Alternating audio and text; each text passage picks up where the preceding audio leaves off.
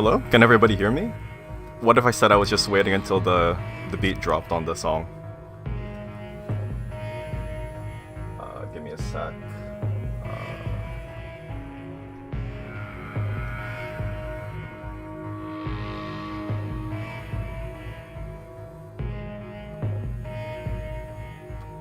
Okay, how does my mic sound? It's been a bajillion years since I've done a live stream. I think the last time I streamed, dinosaurs were walking the earth.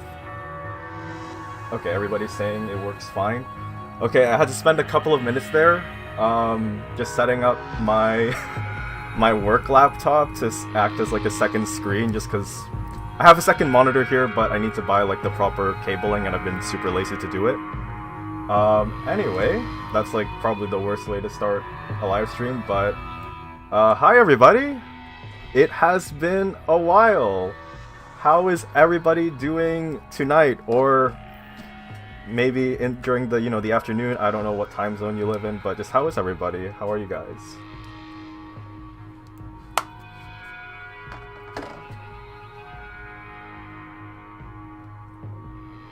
Okay, everything looks good.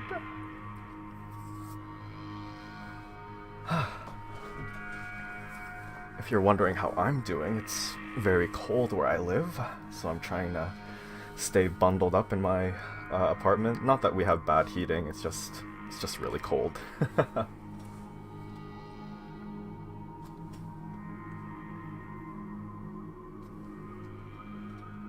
Nice, good time zone. Pepper's in a hotel. That's nice. Hopefully the hotel's fancy schmancy. Thank you, Prin. Okay, maybe I can just... I'll just have the Black Mesa soundtrack running in the background, because I think the sound of my voice, it's gonna be a bit weird to just listen to myself prattle on if I ever have to review the VOD in the future. Anyways, yeah, thanks guys for coming. It's a quaint little live stream we have here, but I think there's, I guess, just to kind of like start off, again, this is my first time doing a live stream in a long time, so again, please do go easy on me. I'm also like a massive introvert in real life, so I just have a lot of anxiety, not anxiety, but just I'm a bit shy when it comes to speaking to people. Maybe I'll settle into the stream more as like, as it goes on. And I guess, the fact that it's a smaller group of people here in the stream, I think it's a great opportunity. It's a little more intimate as opposed to like a large stream. I'm not a particularly large content creator, so, there's like pros and cons. It means that I'll get to interact with you guys a little more. I guess the discussion about the show, or just kind of the reflection that I'm going to have about the show, will be a little more guided. And of course the questions, I'll be able to kind of speak to more questions. I don't have to get one guide, as it were. I think that's the Twitch lexicon.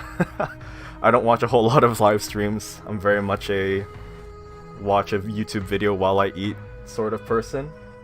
But yeah, so it's been 10 years since Stark's Mind released, and I have a little Google Doc here. Originally I was planning on making a little video that would serve as me reflecting on like how, just on the 10 years, I guess, of the show. And it's a bit funny for me to be saying 10 years when really it's more like 6 years and then 4 years of me kind of not really doing much. But the show has been out for 10 years. There have been people that have been watching the show for 10 years, which is kind of mind-boggling. It's still kind of insane to think that this show has existed for 10 years. Holy moly.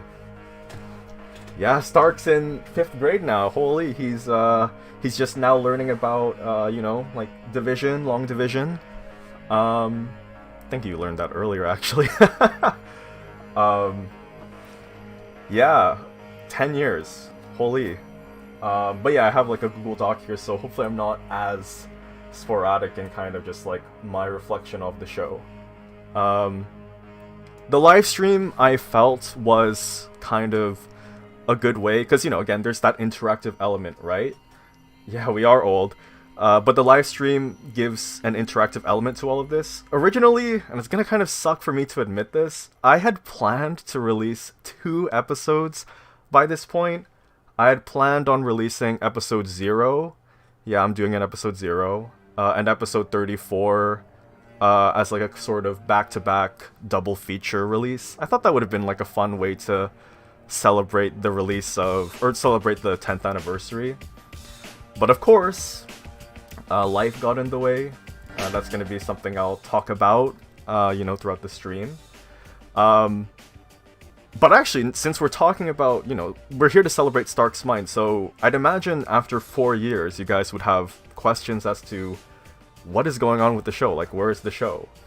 I mean, I guess it's kind of obvious, like, I'm celebrating 10 years of the show. The show is not cancelled. I'm very sorry for not properly communicating that during the indefinite hiatus. Love the music. Thank you. Why am I saying thank you? It's not my music. It's the Black Mesa soundtrack. Really good, composed by Joel Nielsen, part of the Crowbar Collective team. Definitely recommend his other music. I haven't listened to it as much though, but I love the Black Mesa soundtrack. It's one of my favorite parts of the game. But anyway, yeah, the show is obviously not cancelled. I'd be a bit of a dick if we celebrate 10 years and then I'm like, hey guys, I'm not working on the show anymore. I don't feel like it. Thanks for coming. Not a great live stream, right? I did make Black Mesa. Yes, I played Black Mesa parentheses 2015 parentheses. Thank you for enlightening everybody in the chat, Prin. But yeah, so for production is currently underway for episode 0, the training course episode. And I was, I don't know if this will give too much away, but episode 0 and episode 34 are pretty closely connected, and you will see how that comes across in the episodes. I've had a very specific vision in mind for episode 0, as well as the entirety of the residue processing chapter of Black Mesa, so hopefully you guys get to see that soon. I also thought, it's been 10 years, or not 10 years, it's been 4 years since I released anything properly for the show, so I'm gonna pause the music here. I figured, before I show this, production on episode 0 and episode 34, I was working on them in tandem. It's been rough. I think I've gotten to the mid to 3/4 portion of episode 0 a couple of times, and I've just always been dissatisfied with it. Each and every time, I just don't think the writing is too inspired. Not that the writing in Stark's Mind is particularly good, mind you. But it wasn't really... I didn't really feel satisfied with where it was going, so I would restart on it over and over again. And of course, there were just complications that would prevent me from working on the show properly. So right now, and just to clarify, what has added to the amount of time it's taken for me to work on episode 0 is it's a longer episode compared to normal Stark's Mind episodes. It's about the same length as episode 29, which was the end of the On a Rail chapter. Oh yeah, no, the stream is today. It's I figured Saturday is kind of the make or break. If the stream happened any later, it would be a bit too late. But yeah, I guess that's always just as a creative, you're gonna have that dilemma where you're just not happy with your work and you don't want to feel like you're half-assing it. And it's just a combination of multiple factors. So production is underway for episode 0. Episode 34 is on the back burner for now. I'm gonna try to see what I can do about that. So I'm slowly making my way through episode 0. So what is it I want to show you? I will show you a tiny snippet of episode 0 if you're all interested. I mean, I said I'm gonna show it. Why would I ask you then if you want to see it? But just kind of as a thank you for sticking along, I'll show you the first 45 seconds. If I have the... Where is it actually? Let me find it. Let me just make sure this is working in OBS as well. Road work ahead? I sure hope it does. Yes. And I live in an apartment complex, but I hope many other people find it quite simple, actually. How do I do this? Also, sorry, I'm a boomer, so I'm figuring out how OBS works in real time as well. I know there's like some controversy surrounding Streamlabs. I think that was like a couple years back, and so just out of principle, I'm gonna try not to use it, but that means I have to work with software that I'm not particularly familiar with. So hang on. Oops. Hopefully, okay. Are you guys able to see that? I don't think I wanted to show that actually. Hang on. Sorry. Let me just open the actual video. Hang on. I don't want to show like all of my files. Okay, hang on. So here it is. Let me add that. Okay. Oops. Where is it? Why is it not showing? Or maybe I need to... Hang on. I think OBS is not happy that I'm trying to do this with Windows Media Player. You know what? Screw it. I'll do this instead. I'll use my display. This should be okay.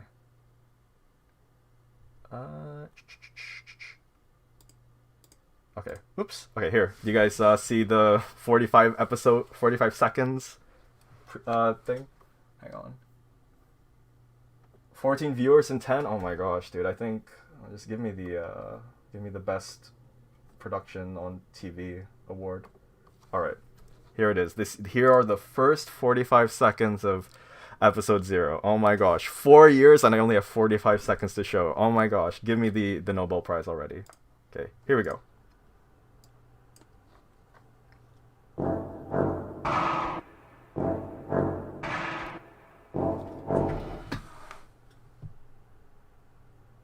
So, hazard training, where we put the physics in physical's activity. How quaint. Can't solve the Yang Mills mass gap problem without a six-pack after all. If you're here to see someone at the Habitoran payroll office, better just have a seat. They're not open for another half an hour. Oh, I'm here to do parkour. Why they'd shove it so far away from the main entrance is beyond me. I didn't even know there was a second station for this place. Oh man, that's rough. Wait, half an hour? There's plenty of ways to kill time. Just use your imagination for fuck's sake. My God. Pardon my French. Okay. So those are the first 45 seconds. So yes, I'm going to be doing the hazard course. I can't not, right? And I think knowing how Ross Scott handled the hazard course in Freeman's mind, I've tried to take like a bit of a fun spin on episode 0. So yeah, I don't know. Definitely, I'm trying to like. I don't know. I'm very hard at work on episode 0. There's a bit more to the episode at this moment, but not a whole lot, admittedly. But that will come in due time. So I hope you guys enjoyed that little sneak peek of episode 0, the first 45 seconds. Okay, let me just look at the chat, because I think I've been neglecting chat a tiny bit. The on-screen live chat isn't functioning. Okay, about that, this is like a really old, what is it? Overlay that I have. I used it when I live streamed on Twitch when I was like, my friend is really interested in Danganronpa, so I tried playing it, and I made like this overlay, and I was using Streamlabs back then, and it was a little easier to incorporate the live chat. For here, YouTube, I don't know, I just could not find proper plugins. Again, I did this sort of last minute. Sorry. And like it wasn't looking very neat, so I'll just try to make sure that for the VOD, like the live chat will be available just so people can see. What else?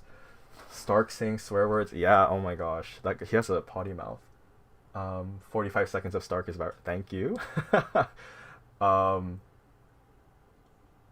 my French. Yeah, I'm so excited to like continue working on Stark's Mind. It's just been on my mind, no pun intended, for the last 4 years. What else?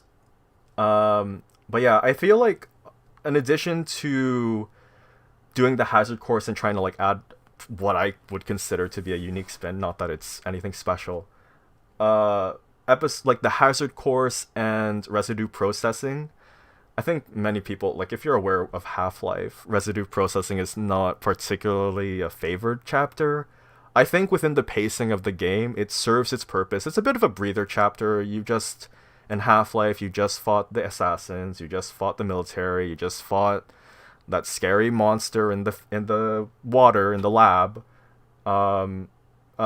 Residue processing is kind of like a good way to service, it's almost like an intermission in a sense. You lose your weapons, you're slowly regaining them, and then by the time of the next chapter, you're back into the fray. You're a fan of residue processing? Yeah, it's not all bad. And again, like I think I appreciate the chapter for what it is and how it works within, how it complements the pacing of the part of the narrative. I've always joked that Stark just died in the last episode. I have admittedly thought that like if I decided to cancel the show, which I really don't want to, and I'm not. Episode 33, like where he gets knocked out, was probably the best way to do it. Just pretend like it's over and done with. But I'm not doing that because I have so many ideas for this show that I cannot wait to showcase and get to share with you guys. What else did I want to talk about? So one thing I actually wanted to talk about that I feel like I've never actually properly spoken about is the Reprise project. So Reprise, just as a brief refresher, I released a trailer a few years back showcasing what Stark's Mind Reprise wants to be. And it's basically just retouching like, the first 19 episodes with, better voice acting, because my microphone and my voice acting was not that great back then. The graphical fidelity of the episodes back then were not great. YouTube has this really weird thing with game footage, Black Mesa footage. Black Mesa is a really good looking game, but in 1080p, the graphical fidelity is not shown off that well. And at 1080p, like some of the really great texture work by the talented people that work at Crowbar Collective, it just ends up looking a bit muddy. Whenever there's like a lot of particle effects on screen, the quality takes a dip which is why I've been upscaling more recent episodes, more recent with air quotes, the more recent episodes into 1440p. But for Reprise, I'm not going to be redoing the entire show, obviously. I feel like everything after like episode 20 and up are good enough to stand on their own. Although now that I mention it, I'm going to circle back to that in a second. So I'm just kind of going back and working on the first few episodes just to kind of give them the work that I feel they deserve. But they're also going to seamlessly transition into the On a Rail chapter. Now that I've mentioned that, in the original announcement video... Also, actually, hang on. I forgot to be playing background music. In the original trailer for Reprise, I said that I would only be working on the first 19 episodes. So that would encompass from the beginning of Black Mesa to to Blast Pit. I've decided, for those of you that have played Black Mesa, you'll probably already be aware of this. In the power-up chapter of Black Mesa, specifically, where you fight the Gargantua and you have to like go into the generator room and enable, the rail network, power for the rail network. They added this really cool gimmick where when the Gargantua appears, the military fires a rocket and it causes the Gargantua to crash into like, the electrical system, and basically the entire chapter is shrouded in darkness. That's super cool. And I'm going to include the power-up chapters, so Reprise will cover episode 1 of Stark's Mind to episode 22. And then it will seamlessly integrate back into episode 23, which is where the On a Rail chapter starts. Because again, I don't want to just remake the entire show. I feel like I've there's a lot of stuff that I've done that I don't want to I just want to leave it. If I had it my way, I would be stuck working on this show forever. I'm already taking long enough as is. But yeah, I don't know. I just thought it would be really cool to include the power up chapter. You know, it's a lot of fun. I think the darkness element would just be fun to play with and have Stark react to. For Reprise, extending it by 3 episodes. I'm gonna try to not, you know, do too much. For Reprise's release schedule, actually, I've been dabbling with this for a little while. I was thinking of maybe doing it in blocks, so I would release a few episodes of the main series just to not, you know, not to make it so that like we're just focusing exclusively on stuff that happened in the past. So for instance, right, let's say I did residue processing and then I released the first block of Reprise. Maybe that's Black Mesa inbound to, I don't know, unforeseen consequences. And then I do the next batch of episodes, maybe residue processing to questionable ethics, and then I do We've Got Hostiles to power up, right? Something like that. I'll figure it out as I get closer to it. Again, it's a bit ambitious, but it's something I really want to do. What else? Hang on, sorry, let me just look at the chat again. Reprise use Citizen 5's animations. Yeah, I've seen those animations. They're really cool, and I've thought about it. I'll decide like when I get to like properly working on it.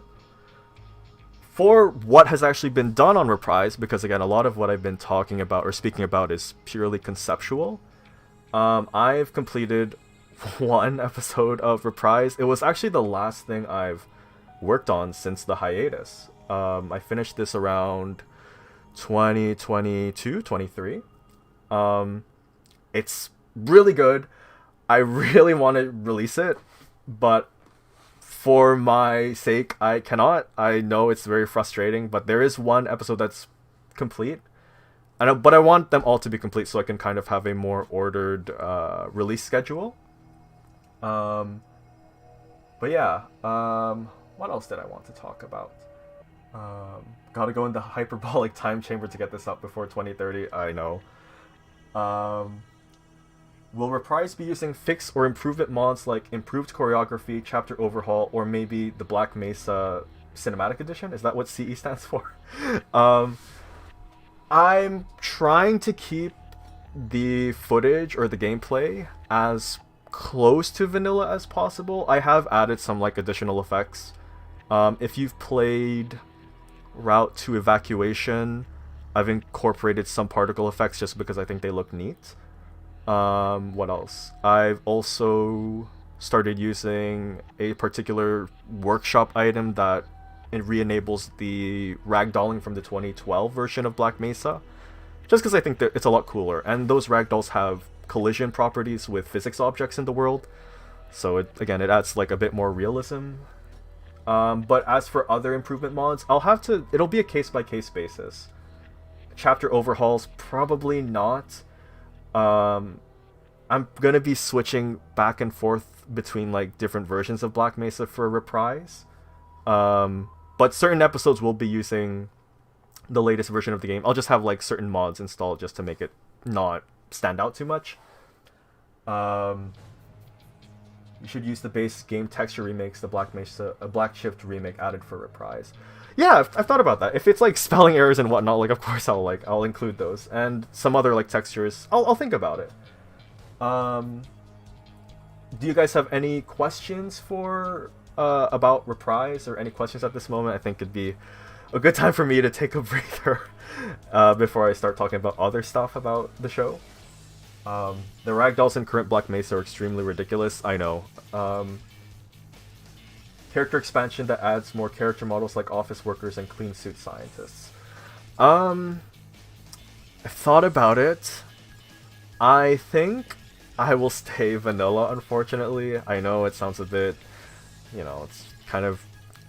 There are a lot of people that work at like the Black Mesa research facility, why would there not be? But again, I think I don't want to like add so much mods to like, augment the experience. I do want to like pay respect to the vanilla game. It's kind of crazy that 99% of the current Stark's Mind episodes predate Black Mesa Zen's release. Oh my gosh, tell me about it. What's my favorite color? That's a very relevant question. No, it's fine. It's a good question. I don't know. It depends. I like purple a lot. Purple's a really sick color. I think my stream overlay right now is using a lot of purple. How are you going to address the possibility of plot holes in the reprise episodes?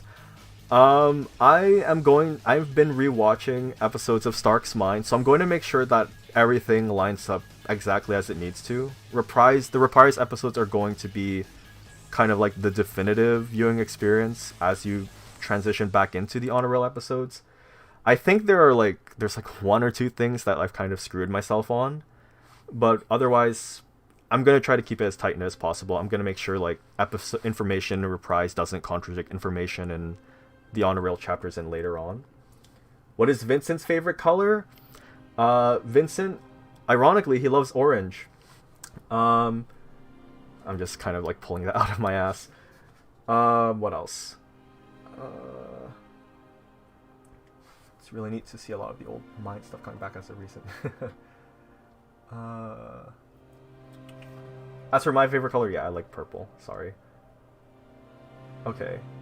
I think that's all I have to mention so far about where the show has been, what's going on. I think... Oh, another question. Do you do voice acting works and gigs outside of Mind series? I thought about doing that a while back. It's something I'm definitely interested in doing at some point, though. But I think my current schedule makes it a bit difficult. I don't have a whole lot of free time now to myself, and I think that's a good way to transition into the next thing I wanted to talk about, which is what's been going on. Like, why has there been this massive hiatus? If you don't really care, you can like tune this out. Like, it's okay. Do you like the idea of Freeman blackmailing Stark to take his place? I'll just say this right now. There is, Freeman's Mind's narrative was about, this guy with a massive amount of neuroses, kind of overcoming, surviving this incident just due to the fact that he has this like neurotic personality. And it was also Ross Scott's way of his idea of like the only person capable of surviving the catastrophe that happens in Half-Life. There is a greater narrative in Stark's Mind that I will eventually slowly reveal, like just through the episode and other things. Wink, wink. But for plot details, I'm probably not gonna speak too much to those. The idea, it sounds cool, but I have to keep my lips shut, unfortunately, just out of respect for my future self, because I know my future self would be upset if I confirmed any plot details. Thank you so much, Stoop. I really appreciate that. I do want to get better. I don't know if like I know you guys said like my mic sounds fine as in like I'm audible, but I have been thinking about upgrading my current setup, just because when I record there's like a lot of problems right now with my mic. So I do really want to heavily invest more into that and grow as a voice actor. And I've been told a couple of times, like, when I was in university during the pandemic, I did receive a few compliments here and there about my speaking voice, which is in large part thanks to the time I've spent working on Stark's Mind. Are there any socials where you post small things about Stark's Mind? I will get to that. I'm planning on, in my stream overlay, you can see that I have some social media listed, and by some, I mean just the Blue Sky account. I used to have a Twitter account, but I jumped ship as soon as, the website got taken over. But I am planning on being more and more active as a creator. I will post updates, or I'll try to post updates and whatnot, for the show. And also just like share things related to like Half-Life or other projects I might be working on. If you guys don't mind, I'm actually gonna go grab a glass of water because I've been talking for a while and my mouth is very dry, so just give me a sec. Enjoy the track Blast Pit 3 by Joel Nielsen while I grab some water. Give me a sec. Sorry if that was loud.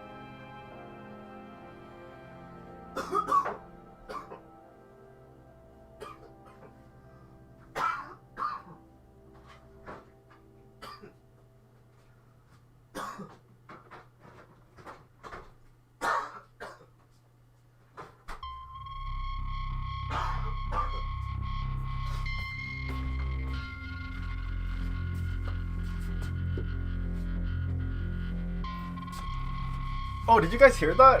Whoops, I drank my water too fast.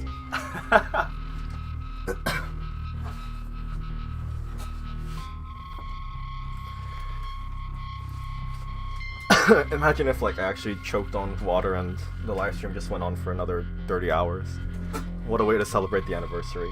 I'll be reborn as Stark in that case. Okay, I really needed that glass of water. Okay, so, I know, right? I love the music. So where have I been? So this is like the part where I speak about myself a bit personally. So as I mentioned, I had pretty severe creator's block on episode 0 and episode 34. Restarted it over and over again. But I'm thankfully in a place where I feel like the work that I'm doing on the current amount of episodes is, you know, is really good. It's what I want out of the show. And of course, you know, as expected, when I started Stark's Mind, so 10 years ago, it's been 10 years since I started the show. I started Stark's Mind when I was in high school. I was 16 years old. It's been 10 years. As time, you know, as we all are aware, time moves forward. I'm now 25, turning 26 in April. I almost said I was 26, oh my gosh. And with that, there have come a lot of changes in my life. So when I was in high school, when I was in university, I had so much free time to work on the show. I'm not trying to say I'm like incredibly smart, but I think I was good enough in, you know, my studies that I could dedicate a lot of time to Stark's Mind and not really coast, but, you know, spend less amount of time on studying than I should have been, you know, and dedicating that time to working on the show and while still getting good grades. I am really I'm older than Stark, I know. Oh my gosh, it's when I turned 24, it kind of was like, oh my gosh, I'm the same age as my character. But you know, it happens.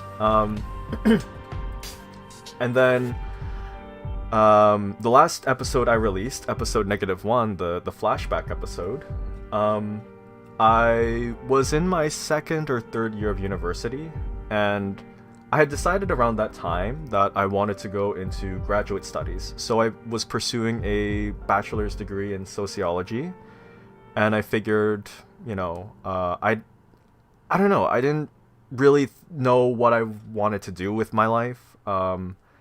If you're younger, you know, I think, you know, there's a lot of pressure that's placed upon younger people to figure out what they're doing by the time they're 18. I don't think it's entirely fair, but I do think around your mid-20s, you know, it gets to the point where you have to kind of start thinking about, well, what are you going to do based on your current set of circumstances? So I didn't really know what I wanted to do. I wasn't, you know, the idea of just working like a retail job or like even like maybe a corporate job wasn't that appealing. So I decided that I would pursue graduate studies, I would get a PhD, and I would at least be, you know, passionate about that. I think that was a really big thing for me growing up. I want to do something I enjoy, which is why I'm still dedicated to Stark's Mind, even though I haven't been doing anything for it. Stark's Mind is something I really want to do. I will finish it, even if I'm like 60. And that also goes for like, you know, how I make a living. You know, what kind of discipline am I going to find myself in? And yeah, like, so I started focusing a lot more on that, and I wanted to get like really good grades so I could get accepted into like a good, you know, you know, a good graduate program in university. And when I graduated, there was like, you know, so sorry. So I started focusing more on studying after the release of episode -1, and then so that was the first change that kind of prevented me from focusing more on the series. The second big change was that my girlfriend of 4 years moved to another city around the time I was set to graduate. And I didn't want to be in a long distance relationship, so I started applying for work in that city. And it took a long while. It took me a year of like searching for jobs. I was also finishing up university at this time. And 2 summers ago, I think, I managed to get accepted. I sent out a bunch of resumes and I had an interview 2 summers ago, and it enabled me to move to the city to be with my girlfriend. So I moved. I moved cities. I moved out of my like parents' house. I got my own place. It was a massive deviation from what I expected in my personal life, but I'm here, and it was very stressful. I had to find an apartment twice. I lived with a roommate when I moved, and then my roommate had to move away, so I was, before our lease ended, right? So I had to find another place very haphazardly. It's been stressful, but I've been living in the new city for more than a year, and it's been great. I don't know why the soundtrack chooses to play sort of ominous, depressing sounds when I'm talking about how I've been, where I've been, and what I've accomplished. But okay, thanks, playlist. And of course with moving comes a lot of stress. For a long time I've dealt with like a lot of mental health and physical issues, and moving definitely exacerbated a lot of those things. So when I moved, I got sick a lot, but not as much anymore, thankfully. And I'm in a much better place now. What else was I gonna say? I have the Google Doc, but it's more like I'm pulling out things from memory. So that all has been happening over the past 4 years, and as I mentioned earlier, Stark's Mind is something that I'm really committed to. I've been thinking about it. I've been working on it in the background in other ways, and basically the amount of time I spent away from the show kind of created like a complex. I was unsatisfied with episode 0. I think part of it was that I had spent so much time away from like consistently working on the show that I became like a bit worried to work on it, like that I'm not like not good enough doing the series anymore. Maybe like the show is like past its prime, which doesn't make any sense. Again, these are just a lot of like your brain playing tricks on you. Would Stark ever consider having a pet snark? No. Maybe in another time. I don't think he would. And I became really committed to... So I had to like kind of overcome that mental block of, oh my gosh, like I'm too rusty, I can't, I haven't worked on the show in too long. I don't know what I'm doing. And I thought like, I made various like posts kind of alluding to like, I really want to release the show, I really want to work on the show, I really want to come back. I'll try making a video explaining things, and that never panned out. And that's on my posts tabs. It's a bit embarrassing. And I thought that the only way I could like kind of make up for that was by releasing an actual new episode. And I think that contributed a lot of the burnout that I was experiencing. But things are better now. I keep repeating that. It's not like I'm trying to convince myself. They are genuinely better. I'm very grateful. I feel very blessed and privileged for where I am. Thank you guys for the congratulations on everything. It's been a, very turbulent set of years, but 2026, the 10th anniversary, I'm really, really, really wanting to like recommit myself to a lot of the things that, a lot of my hobbies I had like when I was a teenager, mainly Stark's Mind. And I think the last thing to figure out is balancing working on things I want to do, maintaining my health. I've been exercising a lot more consistently, which has been really great for my mental health. And of course, like balancing my full-time work with hobbies and, just leisure, right? And I think I'm getting better at that. So, you can, like, fingers crossed, like, that all gets resolved, or that gets, settled properly. Very promising series. Thank you for not abandoning it. I really don't want to. Thank you guys for just being, so patient, so enthusiastic for the show. As I mentioned in like the announcement video for the stream, I read all of your comments and everything. I really appreciate everything. Would Stark use Linux? Honestly, I can see him using Linux. I can see him like raging against Microsoft. I really like this song, by the way. I cannot wait to get to this moment in Stark's mind. So that's where I've been. And I cannot guarantee that I will be able to work on the show in the same capacity that I did from 2016 to 2019. But I will definitely try to be a lot more consistent. Please, I hope everybody can be understanding and be patient. Stark's Mind is very much a passion project, and that passion has been challenged by a lot of extraneous sources. But I really do remain committed to the show, and I will really try to, I really do want to finish the show. I really do want to see it to the end. What else? So how do I feel about the show today? Okay, so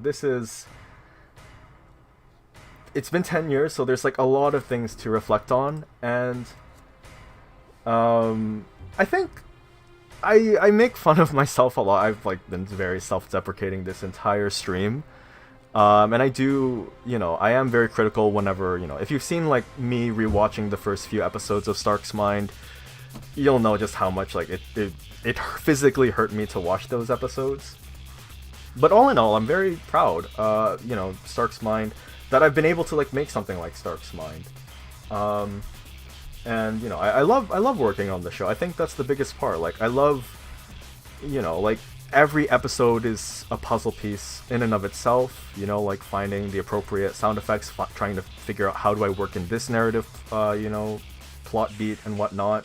Because again, I don't just want it to be guy survives thing. I do want there to be a bit of a narrative, and I'll hopefully get into that more. I mean, hey, we're Half-Life fans. Waiting is a lifestyle at this point. That is true. I've been a Half-Life fan for, I think, literally over half of my life. And I think, what was it? It was a few months back where there was that whole kerfuffle about Half-Life 3 potentially getting announced last year. And it didn't. And I don't know why I bought into that. I was really excited. I thought, hey, maybe 2025 Half-Life 3 is finally going to get announced. And it wasn't. So, I don't know. So, yeah, just please, we're Half-Life fans. Do you think they're dropping Half-Life 3 with the GameCube? It could be. I can see that. Will Stark experience the horrors of putting on the Hive Hand in the future? You'll just have to wait and see, my dear viewer. It was announced yesterday? Oh, shoot, I think I'm living... I think... this is actually a pre-recorded stream. I'm responding to you all through the power of clairvoyance. Anyway, I'm really proud of Stark's Mind. And, I'm very happy that, there are people that genuinely enjoyed the show. And I thought it might be a fun little, trip down memory lane if I kind of talk to you guys about what Stark's Mind originally started as.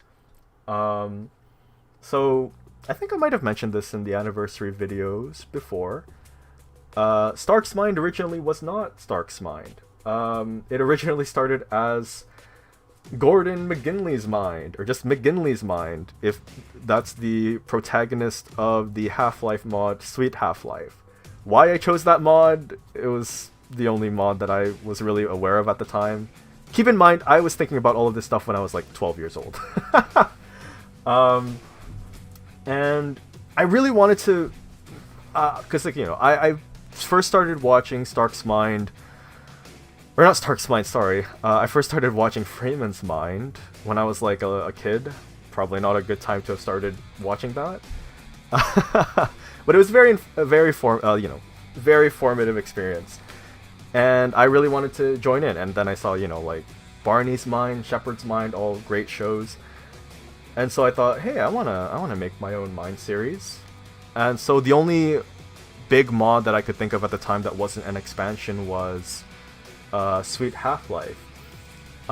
In retrospect, it's a good thing that I did not do that, because Sweet Half-Life is a crazy mod. You might have heard about this before, Stoop. Maybe. Yeah, maybe it was. I don't know. I don't know if I ever spoke about it, honestly, now. I might be gaslighting myself. And at the time I was thinking about doing this, there wasn't a Sweet Half-Life Mind series out there. There was one a few years ago. I say a few years ago, but I think it was like a very long time ago, but I think it's since been delisted, which is a shame. I thought it was actually like pretty good. But yeah, Sweet Half-Life, the reason why that never panned out was because I was a 12-year-old and I did not know how to use I did not know how to properly use Windows, so I was not at all aware of how to like install mods and whatnot.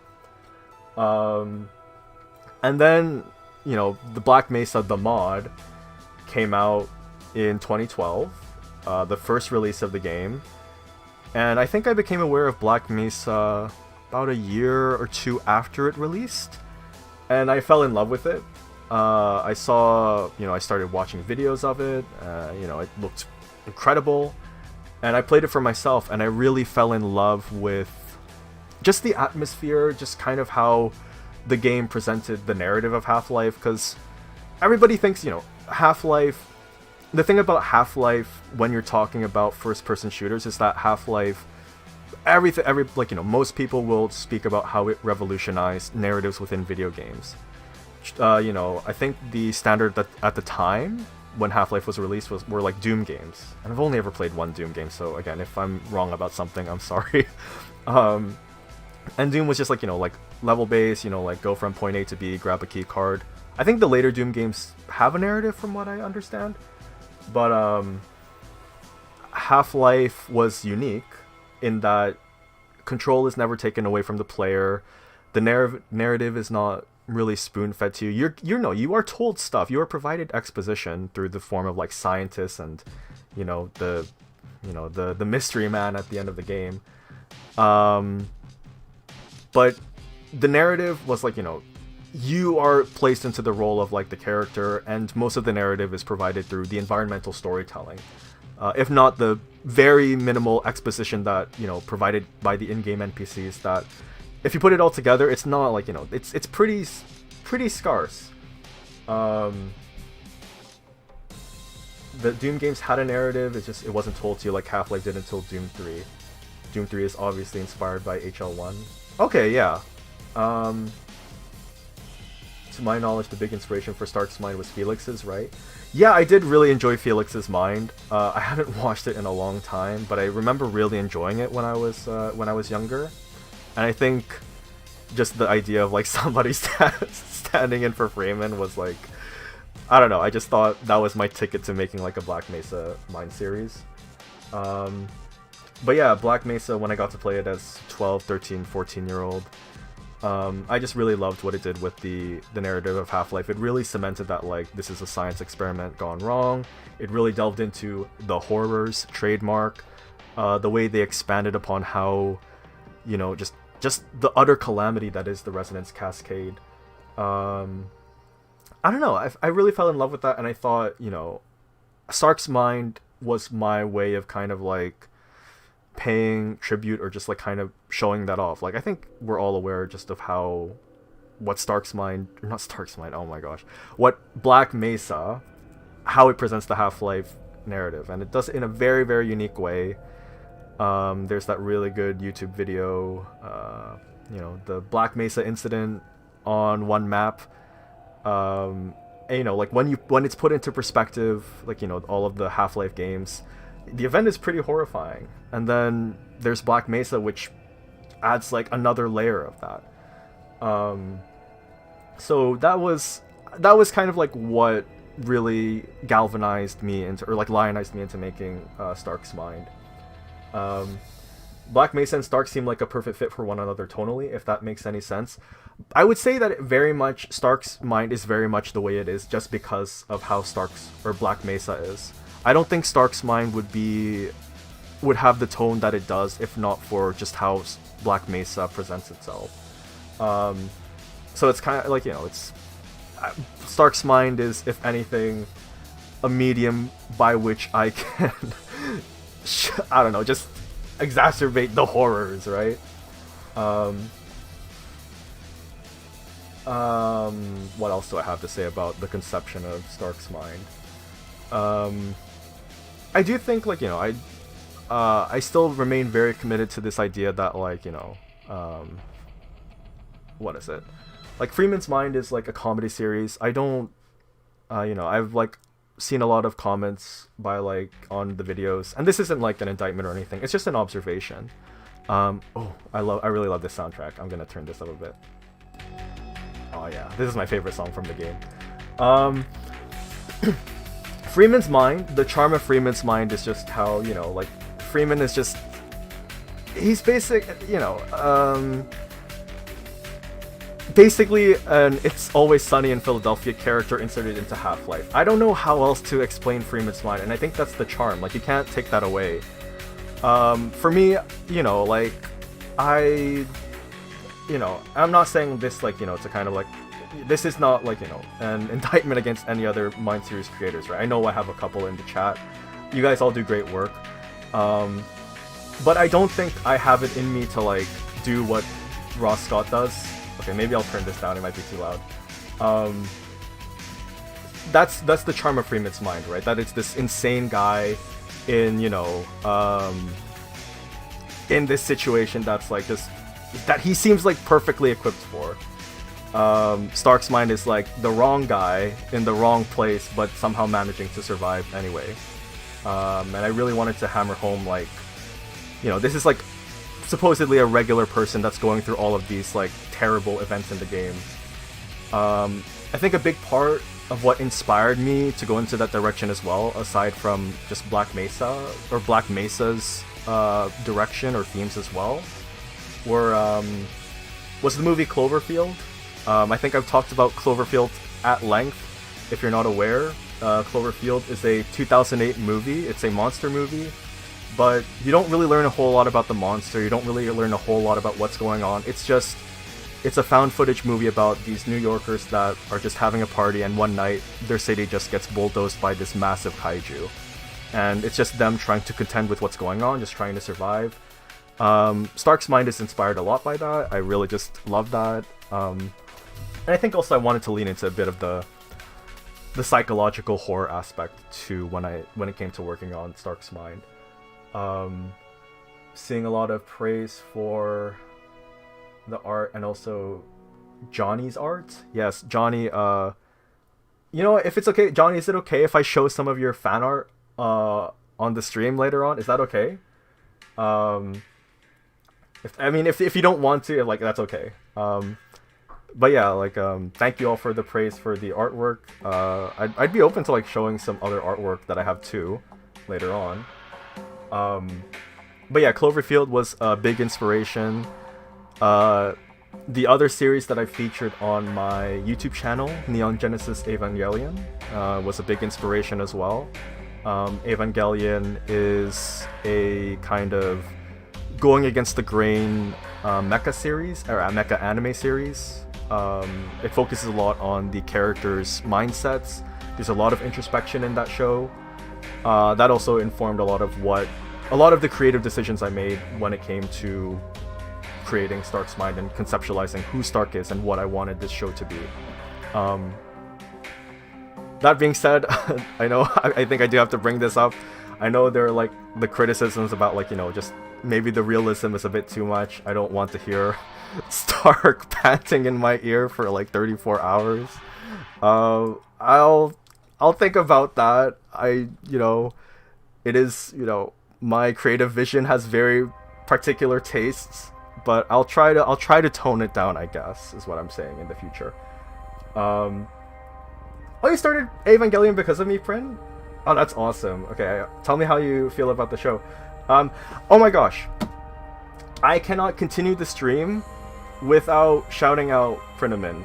If you guys have been watching the older episodes, oh my gosh, I'm so sorry. I meant to bring this up earlier when I was talking about the show. Prinnemon has played a pivotal role in the production of Stark's Mind. I really do mean that, in that Prinnemon has, if you've been watching or rewatched older episodes, you might notice that Prinnemon has provided closed captioning for the show. And I just want to sincerely thank Prinnemon for like all their hard work. Prinnemon has done a lot of great work for the show. Their subtitling is like top notch, it's impeccable, it's mwah, chef's kiss. And they did all of this while they were in school as well. And they recently graduated as well, so congratulations, Prin. So I just really want to sincerely thank Prinnemon for just making Stark's Mind a little more accessible, or just not a little more, like a way more accessible. Just as a little personal lore tidbit, I also have a job that dabbles in transcription.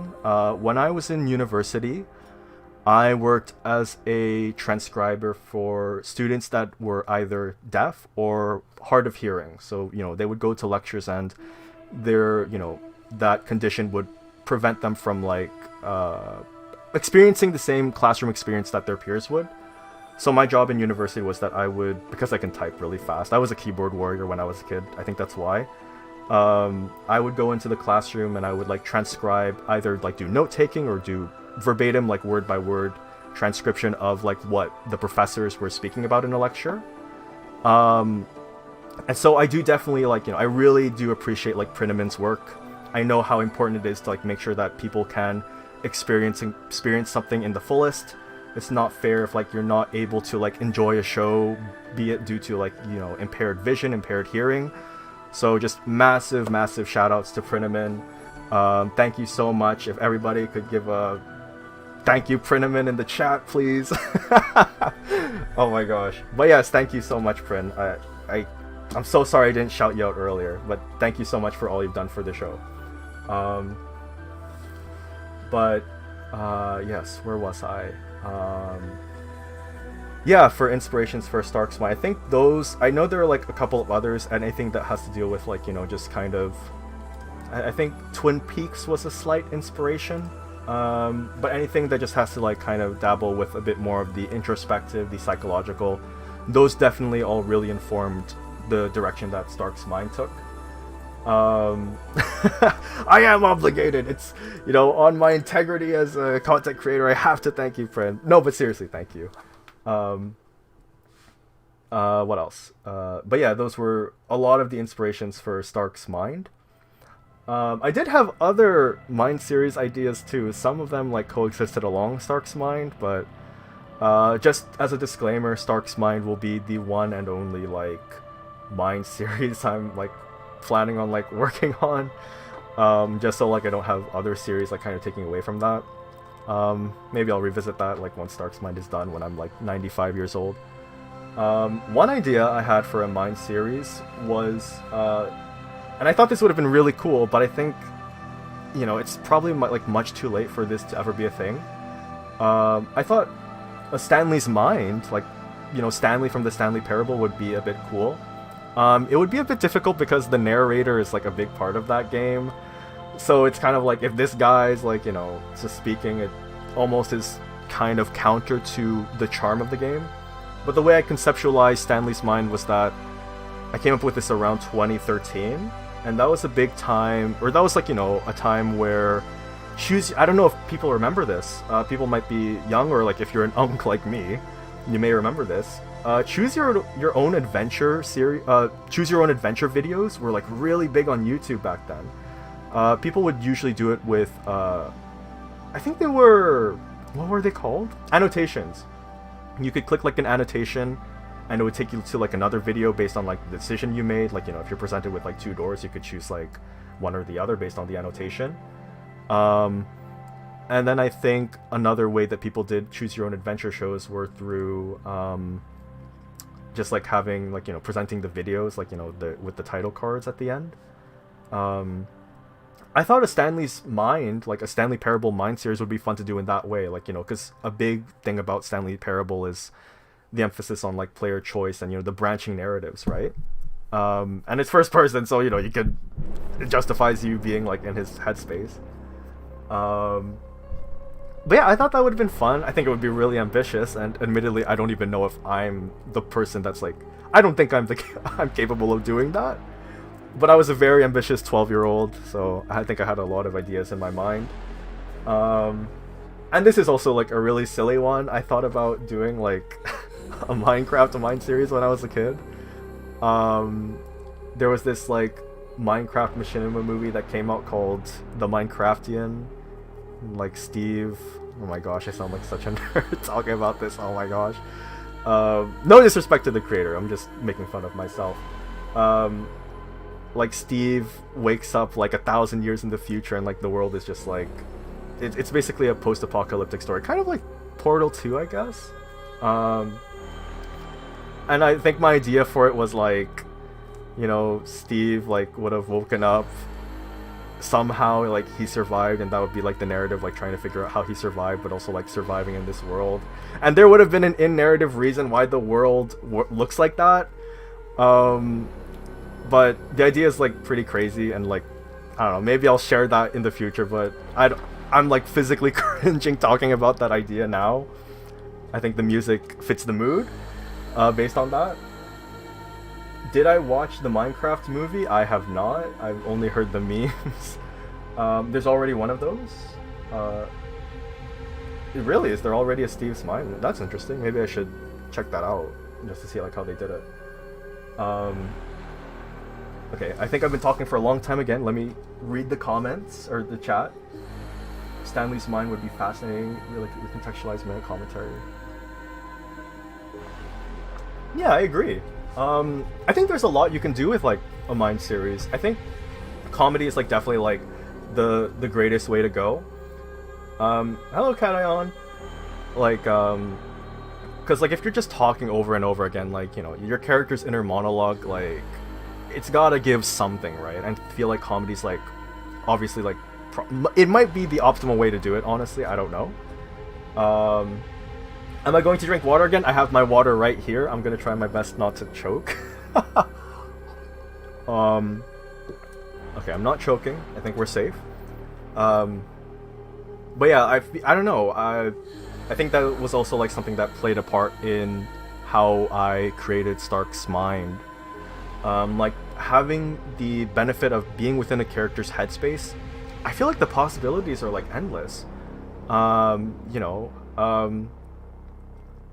I have like ideas for like potential Mine series ideas, and like I don't know. You know what? I might as well share them. Like, who cares? I'm probably not gonna make them. I think it'd be really fun if like there were like, I don't know, a serial killer Mine series. Like, I don't know. Whenever you're provided with like somebody's perspective on something, there's a lot of interesting things you can do. I don't think it's just limited to like drama, like, or you know, psychological horror, like in the way that Stark's Mind is, or just like comedy, right? There's so many things you could do. I feel like Stanley's Mind could easily have both a lot of comedy and a lot of drama, depends on the route you're on.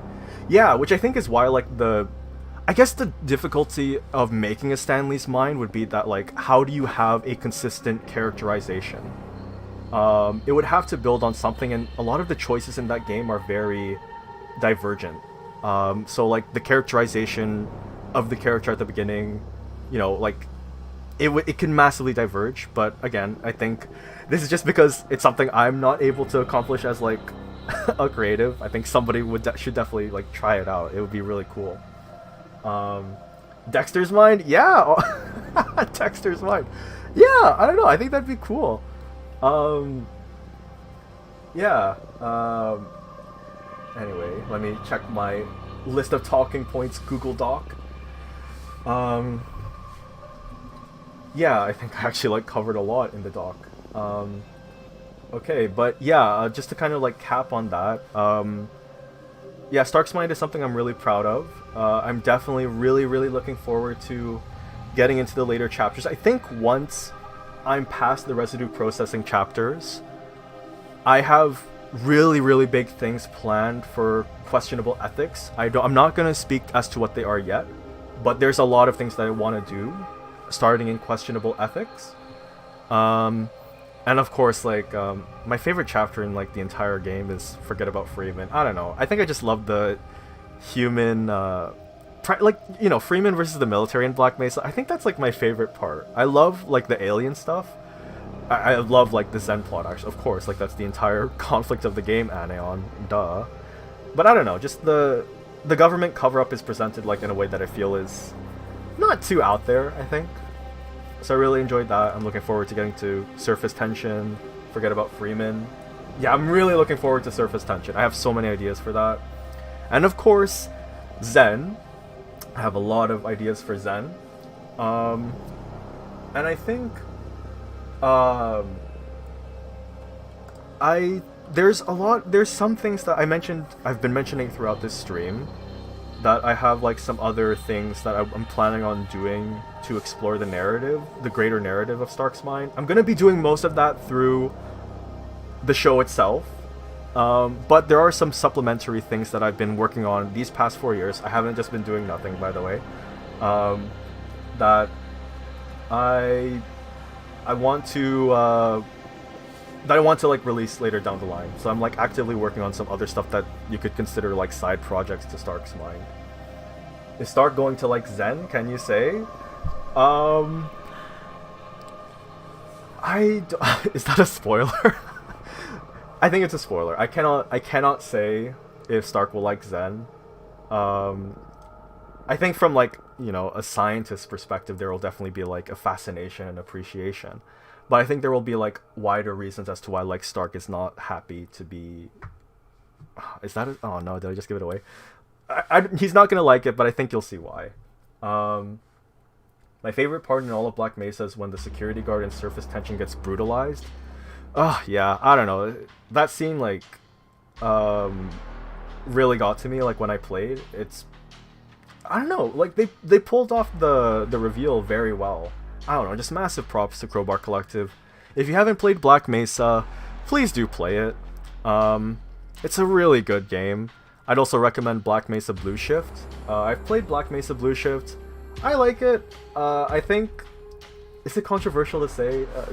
Here's a hot take. I think Black Mesa Blue Shift goes a bit overboard at times. I think I really appreciate like how grounded Black Mesa is, and I feel Blue Shift gets a bit too cinematic, but it's still really, really well done.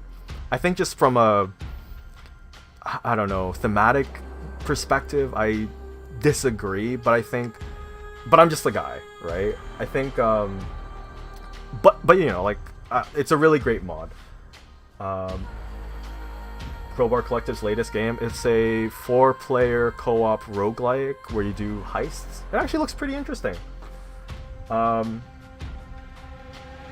Yeah, okay, I'm gonna take another sip of water. Although, regarding my comment on Black Mesa Blue Shift, I know that they released what is it? A caretaking update, or just kind of like address some feedback. So maybe my critiques are like not even valid anymore. My brother is currently watching the stream, and he said my mic is quiet. Is that true? Do I need to adjust the volume? Or maybe the music's too loud? Maybe I'll turn the music down. It is slightly loud. I wonder what Stark's reaction would be to that security guard dying in Honor Rail. Devastated. He would be devastated. My mic is fine. Okay, thank you guys. I'll still turn down the music. I think it might be a bit too loud. At least for me. Do I drink a lot of water? You got addicted to caffeine and it's wrecking you? I'm sorry, I can't help you there. I do drink a lot of water, but I also drink a lot of caffeine. It's probably not good. I am a drug addict in the most technical sense of the word. Oh my gosh, is that gonna be clipped now? Is that how this works? Alright. What else on my Google Doc? What else did I want to bring up in the 10th anniversary live stream? Yes, social media. I have been thinking about... so there's two things I wanted to bring up. I have a Blue Sky account. I literally just made it. I thought I had one before, but you can follow me on Blue Sky. I'm not going to be on Twitter. I've also been thinking about, there are a few Mind Series Discord servers out there. I'm not very active on them, admittedly. It's just that there's like a lot of people, and like, you know, I'll message here and there, but I'm not the most active person on Discord. But I was thinking, you know what, if there's like enough of an audience, like maybe there could be like a Stark's Mind, like, you know, community Discord. Would people be interested in that? Just like as a community hub. I don't know. Is that a good idea? Discord isn't real? Oh my gosh, I think I'm just speaking about nothing. Do I like coffee or energy drinks? I love, if you know Tim Hortons, I love their iced cap. I mostly drink coffee. I don't really drink energy drinks. Okay, I'm seeing a lot of W's in the chat. Well, not really, just people agreeing. Okay, then the community server will be a go, and I'll make an announcement post on my YouTube post tab or whatever, announcing when it's released, and I'll like leave a link there. Yeah, I think that'd be great. Other projects. If you're interested about any other projects I might be working on, I'm currently for the Evangelion or the Ava Point series that I did. Those honestly like are just shit posts. I like Ava, and I think I made those when I was at a very Evangelion time in my life. That's a meme that my girlfriend told me about. Very X time in your life. So hopefully you youngsters appreciate it. Oh my gosh, I'm not helping my case, am I?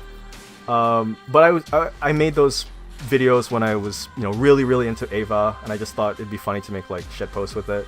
I thought about making one with that Alex Jones meme where he's talking to Joe Rogan about like interdimensional aliens, but it would be Shinji and Kensuke, but I never got to do that. So for Ava Point, I think I'll just make those if I ever feel like making them again. For other projects, my girlfriend and I have 2 projects that we're working on, although they might take like a bajillion years to come out, I think by the time of the heat death of the universe. One is a neo-noir crime story, and the other is a rom-com.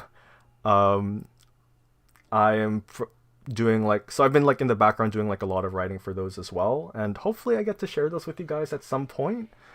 Not related to Stark's Mind, by the way. These are like their own separate things, and they'd probably be like webcomics or webtoons.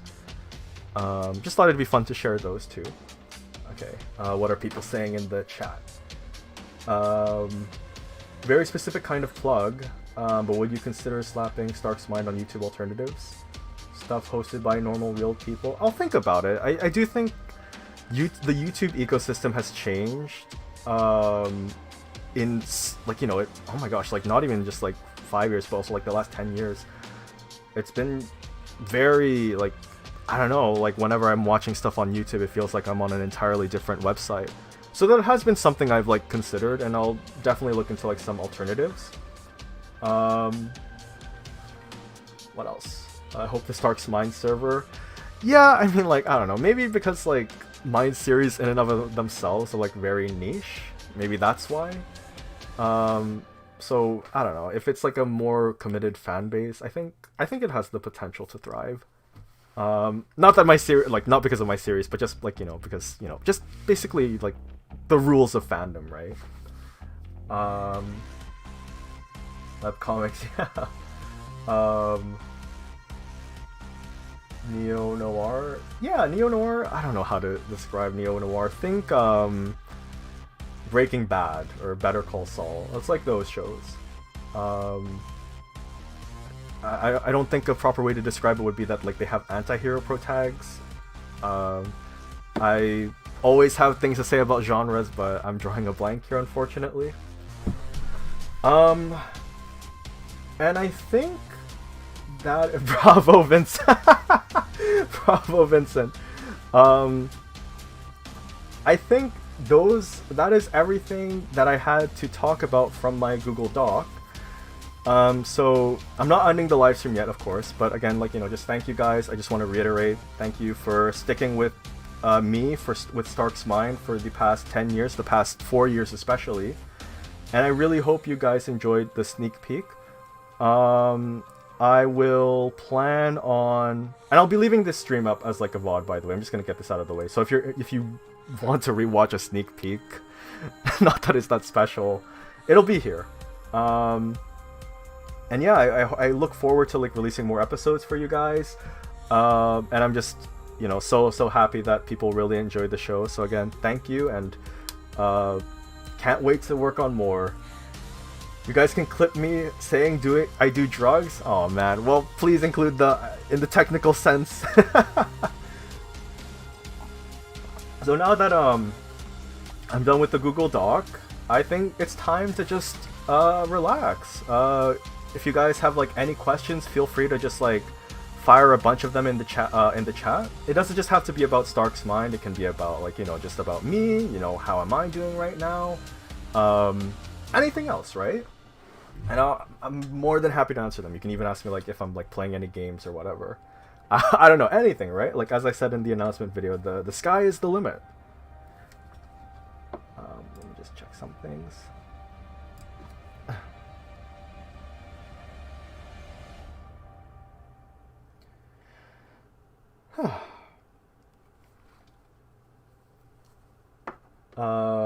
Thanks for working hard on this series for so long. One of my earliest inspirations. I really want to repay respects to you in that aspect tonight. Thank you so much, Pepper. Good luck with your Mind series. I admittedly haven't gotten to like watch a whole lot of Mind series, including yours. But I do want to like kind of, I don't know, get to see what other people like in the ecosystem are also making. Oh my gosh, ecosystem. Okay there, buddy. But yeah, good luck with your show, and you also just like got off hiatus as well, so just congratulations on coming back, and I also wish you luck on the show, like from one fellow creator to another. Anion's Mind series, where we put you or me in Black Mesa, I would crumble, man. I'd be done after the Resonance Cascade. Watch any good movies recently? What have I watched recently? I watched what is it? Frankenstein by Guillermo del Toro. I really liked. My girlfriend and I really liked that. She and I also just finished watching Blue-Eyed Samurai. It's not a movie, but you know, it's still something I definitely recommend. Blue-Eyed Samurai on Netflix. Definitely worth a watch if you're into like anime and like feudal, you know, Japan shows like Shogun. I also watched Pluribus. I really liked Pluribus. Pluribus was so good. I will steal the example question. No, it's a very perfectly valid question. Thank you, Prin. Enjoying any games as of late? I know it came out around the summertime, but I really loved the new chapters of Deltarune. Deltarune is like awesome. I can't wait to see what Toby Fox does with the next few chapters. I've been playing a lot of Valve's alpha game, Deadlock. I really love Deadlock. I also play a couple of workshop maps for Black Mesa here and there. Route to Evacuation, I mentioned earlier in the stream, is like a pretty good one. I just hope they release another chapter soon, although I'm a bit of a hypocrite for saying that. Not because like I want them to hurry up, mind you, but just because it was really good. Black Mesa Blue Shift was also really good. Yeah, but aside from that, I haven't really been playing much other games. A fun, like, kind of, you know, just like relaxing game that I like to play is, from time to time, is Plague Inc. I don't know if any of you have heard of Plague Inc., but Plague Inc. is great. It's, I don't know, is it appropriate to play that game after the pandemic? You're basically simulating, like, a pathogen. Really fun game. It's a strategy game. But I hope to be able to play more games soon. I've mostly just been playing, you know, aside from that, like party games with my friends from time to time, like Jackbox and whatnot. I'm hoping for a cool single-player game that I come across sooner or later. I think I've been kind of wanting to like recreate the experience I had with Black Mesa, but I don't think so, just because Black Mesa is my favorite game, and the current state of like games is like a bit up in the air. It's like hit or miss. I've been slowly making my way through Persona 5, and I've been really enjoying it. yeah, those are kind of the only games that I've been playing recently. I can't really think of many others. Yeah, all very fun games. I would definitely recommend all of the games I mentioned. School GNM. I'm just gonna call you School. You're a fan of the series. You're enough of a fan. You've had dreams where you released and you wake up. I'm very sorry. I hope one day that you dream that an episode got released and you have a very pleasant surprise when you wake up. I definitely hope that is the case one day. Pluribus mentioned, yeah, Plurb. Let's Plurb. It's a very good show. And I know like there's been a lot of critiques about like the pacing, but honestly like I enjoyed it. I think the only issue I find with the pacing is that I think it would not be as bad, because I think on its own it's great. It's good. I love like slow burn shows. But I think the fact that it's going to take like 2 years for Vince Gilligan to release the next season does damage it a bit. I had the same issue with Severance. Severance is also another really good show. I didn't enjoy season 2 as much as I did the first, but I still think it's definitely like top-notch TV. But yeah, have I considered doing a comic strip or anything? You're a good artist and writer too. I'd totally get into it. Yeah, so like I grew up watching a lot of Dragon Ball, and like as a kid I tried making, maybe this is where I got my penchant for wanting to make stories from. I tried making like fan manga. There's this like really long-standing ongoing Dragon Ball fan comic called Dragon Ball Multiverse that I've been following since I was like an infant. Yeah, I made fan comics before, but I think I'm only really good at like drawing like the body up. I'm not like I very much appreciate the fact that like people enjoy my work, but I don't think I have what it takes to be like a comic artist. I think I can just mostly do like character designs, like facial expressions. I can't do like, I don't know, like actual stuff like backgrounds and whatnot. But hey, maybe that'll change in the future. I don't know. Maybe if I dedicate myself to drawing more. What else? Who is my favorite Deltarune character, and who do I think Stark would like? Oh, that's really hard. I love Ralsei. I love Ralsei and Susie. I love the Fun Gang. All three of the main characters are so great. Birdly is probably the best character in the show, in the game. Like, his writing is just incredible. When I think I picked a different dialogue option, but when you're at the scene, also spoilers for Deltarune, sorry. When you're at the scene where you're in Noelle's house and Birdly calls you, and he's basically telling you that like, there's this upcoming festival and he wants to take Noelle, but then he misinterprets Chris picking up the phone as Chris wanting to go with him, and he says that they'll have to compete, and he hopes, may the best, may the victor of this charade for my love epic win. Like, how can you not love this guy? Who do I think Stark would like? I think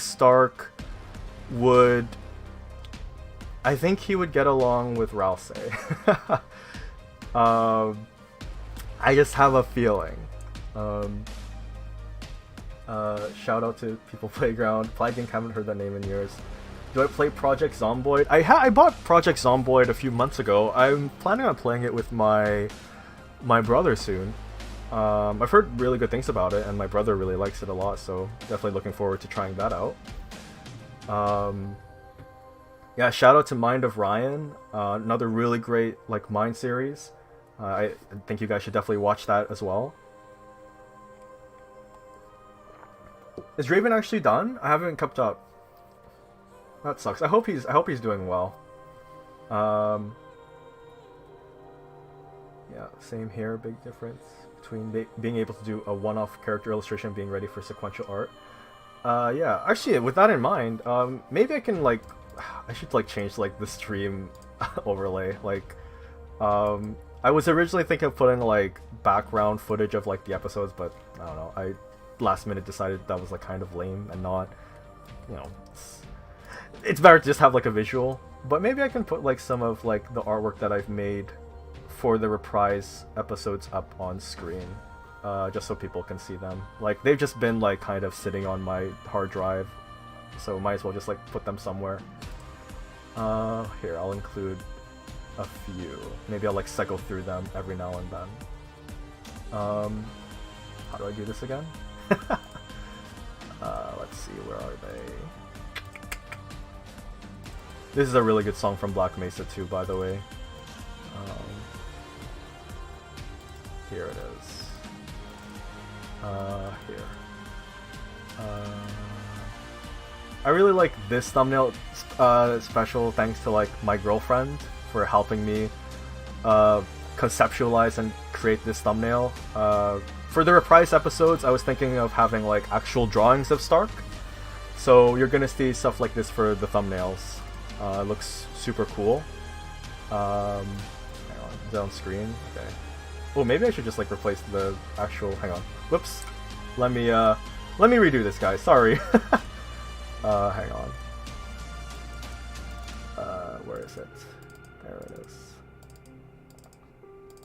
Oh yeah, there we go. It'll just like change naturally. Yeah, this is like the thumbnail for one of the episodes of Reprise. Really proud of this piece. Like my girlfriend and I like spent a lot of time on it. Yeah. She helps me with all of the lighting facts and whatnot. I couldn't have done it without her. Yeah, and I don't know, I think it's like one of the better thumbnails for Reprise.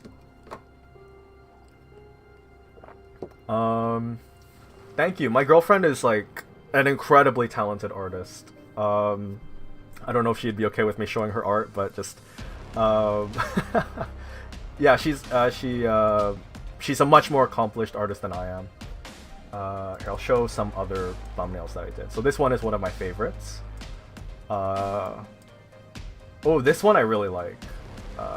This is for episode 12, so this one Stark first encounters the military. My mic is insanely sensitive. It's a blue snowball. It's impossible to escape. This is the very first Reprise thumbnail that I came up with. Just having fun with like perspective. I'm gonna grab more water, so give me a sec. Hopefully you guys can just, I don't know, like, just look at the art. Okay, give me a second, guys.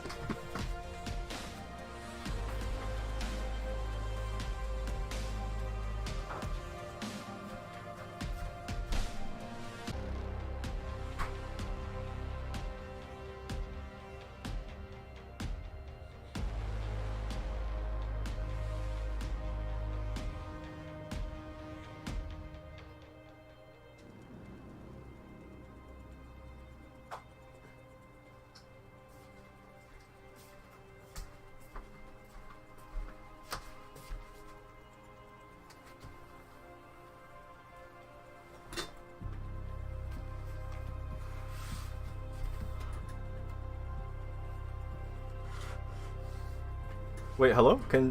I'm seeing some confusion in the chat. Is the stream crashing?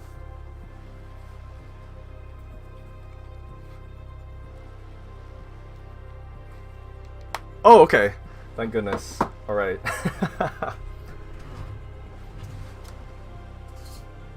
That's weird. I wonder what that was about.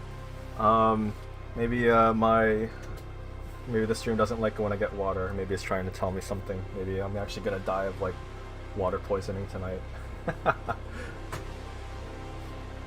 Yeah, thank you for the comments on the artwork. These were a lot of fun to work on.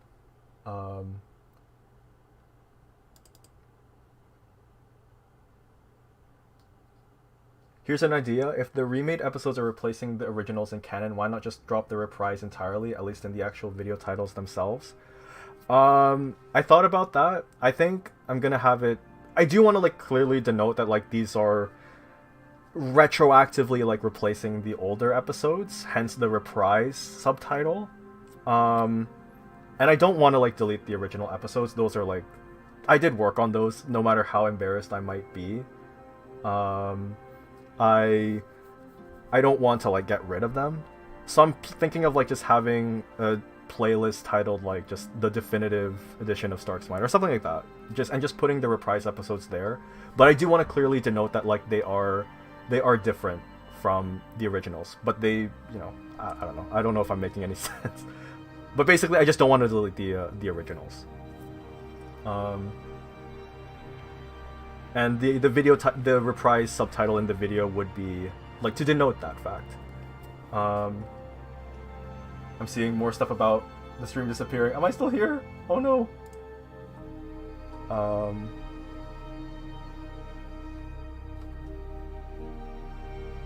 my gosh, did I actually crash? Hang on. Oh, I'm still here. Okay. Alright, cool. Okay, great. Now I'm on high alert because of the potential crash. Did Stark play any FPS games before the incident? Not games, but he watched movies a lot. Or not a whole lot of movies, but like he loves movies, I guess is what I should say. Here, I'll show some artwork from where the artwork of Stark for the 10th anniversary thumbnail came from. So this is for episode 13. This one, I really enjoyed this one. Admittedly, like the outline is a bit traced from like a screenshot, but I really liked this.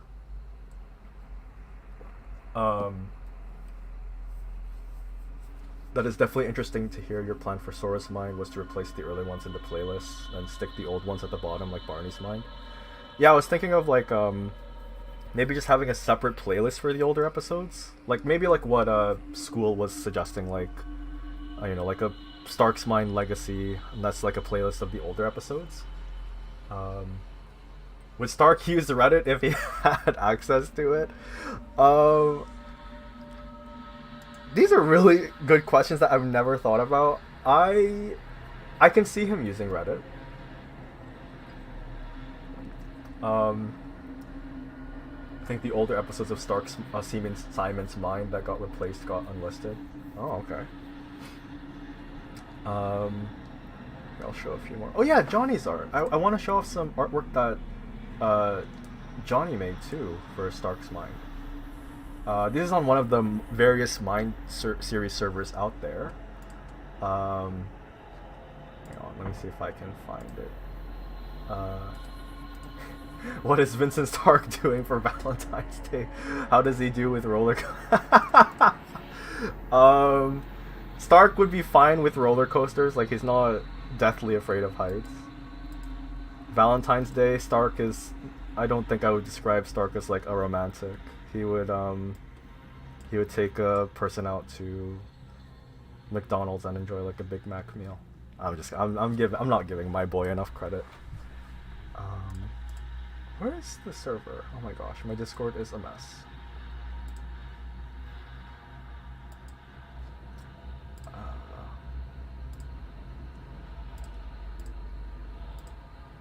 But I really like Johnny's art. Okay, here's a great picture for the 10th anniversary. Hang on, let me save this.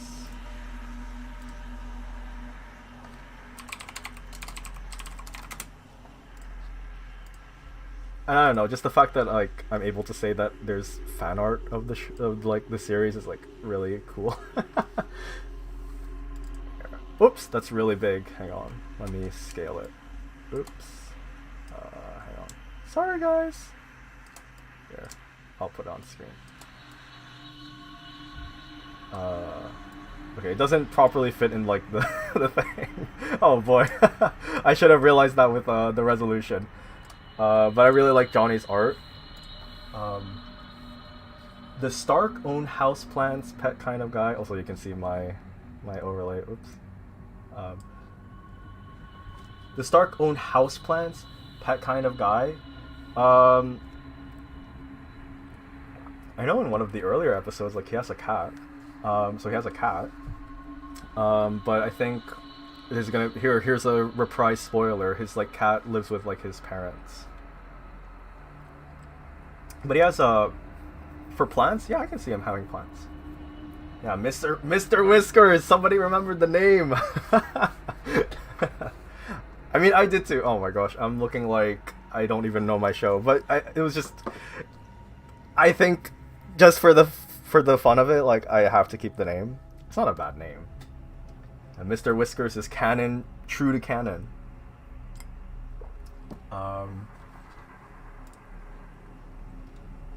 I really like this one from Johnny as well.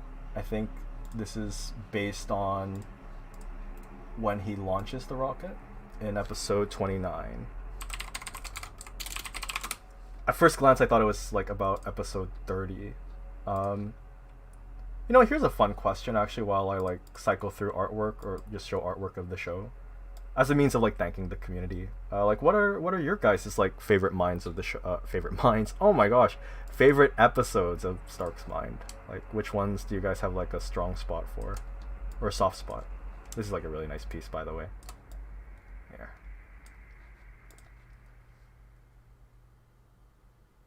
Is it actually? It's. Oh.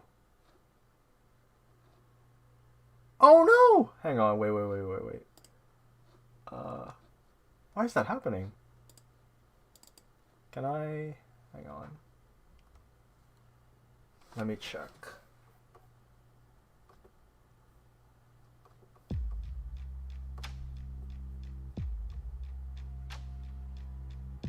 Can you see the new piece of artwork on the stream or no?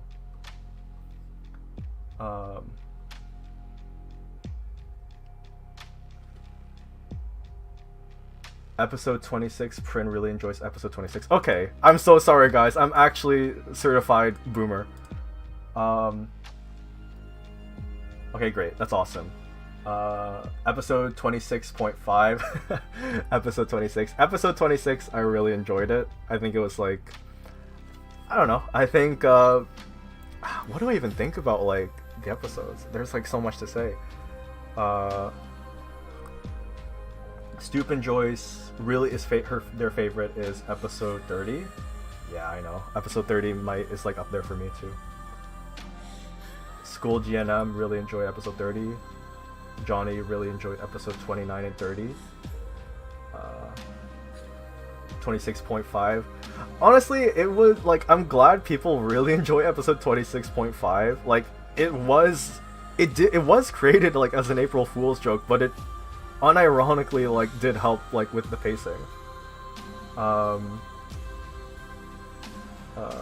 Episode 25. Yes, with them like the military playing like older music on the Vox. I know, I don't know. I love stuff like that. I love like diegetic music. I always think it's so cool if like there's like a fight scene or whatever, and like I think Blue Eye Samurai sort of did this. Like, spoilers again, by the way. There's a scene where the main character fights like these people after her, and in the background like there's this festival. So like the festivals, like the drums serve as like the battle music, but it's diegetic. It's like, you know, it's like actually part of the world. The way the last episode ended was really cool. I enjoyed the sound design and voice acting when Stark got his ass kicked. He definitely, yeah. Hello there, some... I don't want to say your username. I don't want to seem like I'm calling you that. I'll just say it. Hello, some dunce. Yes, I know Stark's Mind is 10 years old. I can't believe it either. Will Shepard or Barney make an appearance in Stark's Mind? I have definitely been making heavy, having debates with myself about this. There are, okay, so there's Black Mesa Blue Shift, right? And the only time you see Freeman, or in this case, like let's say Stark, is like at the ending. And then there's also like a few other Half-Life Opposing Force Source Engine remakes in the works. There's Operation Black Mesa, there's Fubar. I think there might even be another one, but I might be wrong. I think I am apprehensive about including like Shepard's mind, or you know, Shepard's like voice from Shepard's mind, or Barney from Barney's mind in. I think it'd be like cool if like there were another Mind series and like a Source Engine remake, because I do want Stark's Mind to kind of be attached but also detached from the original Mind series universe, as it were. In the Black Mesa Mindverse, Barney and Adrian have also been replaced by stand-ins. Yes! Stark's Mind is actually, this is actually, what is it? It's a stealth sequel to Invasion of the Body Snatchers. On the topic of Shepard or Barney being in Stark's mind, you honestly probably could talk to Krim or Ian about having them cameo. I'll think about it. I think right now I'm leaning towards like having them not cameo. I know it's like kind of like removes the fun of like not having a crossover, but I do have like some ideas that I hope potentially make up for it. Stark doesn't get to see any of his old co-workers. There is actually a mod that adds Barney at the end of Apprehension. How would that work? I mean, like, you don't get to see where he, unless they edit like the choreography of the scene to like briefly show Barney in that little window. Because you're just looking at the ceiling when you get knocked out. I'll have to check it out. The military just went for psychological warfare there in episode 25. Love the ambiance, and I love the implied character of the military to be doing that at all. Yeah, I don't just want them to be like, you know, a faceless threat. And I think that also plays into like, you know, you know, how antagonistic the military is to like Freeman and Stark. And you know, like, I think Black Mesa definitely like does a great job in characterizing the military, and I thought that'd be like a fun way to complement that.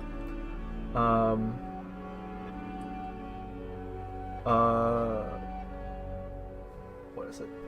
Mod that adds a stretched out PNG of Barney after you get knocked. Here's a thought. Does Stark have any work friends? He strikes me as kind of lonely.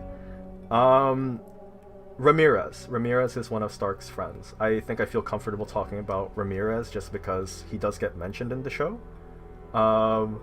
There is a reason why Stark is the way he is when the show starts, but again, that's things that I will get to explore as the show goes on. Also, there's another Black Mesa series in the work by someone you may or may not know. There's like a lot of Black Mesa Mind series actually. Although my thinking might be colored by I think it's Ryo or Rykotek's Freeman's Mind and Black Mesa series. But if there's another one, I'm not sure if I've seen it. Prinaman, your one gripe with Black Mesa's HEC is the change from he's been killing my buddies to he's been killing Marines. Yeah, it definitely does remove a bit of like the personality to change it to like a kind of, oh, this guy's threatening like, you know, the armed forces, rather than this guy killed somebody I've like served with for years. I do agree with that. Like, it does soften the impact. But I think a lot of the other scenes like later in Black Mesa are like, wow, okay, like this is incredible.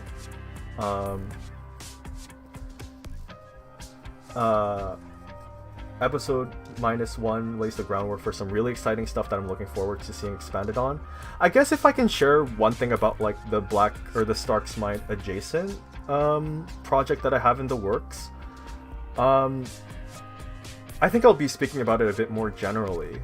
I think the actual event is the centerpiece of all of this, but I think I really do want to also explore like what happened before and like kind of everything that leads up to the Resonance Cascade. Because I think what interests me the most about like the Half-Life universe as a whole is the human element of it.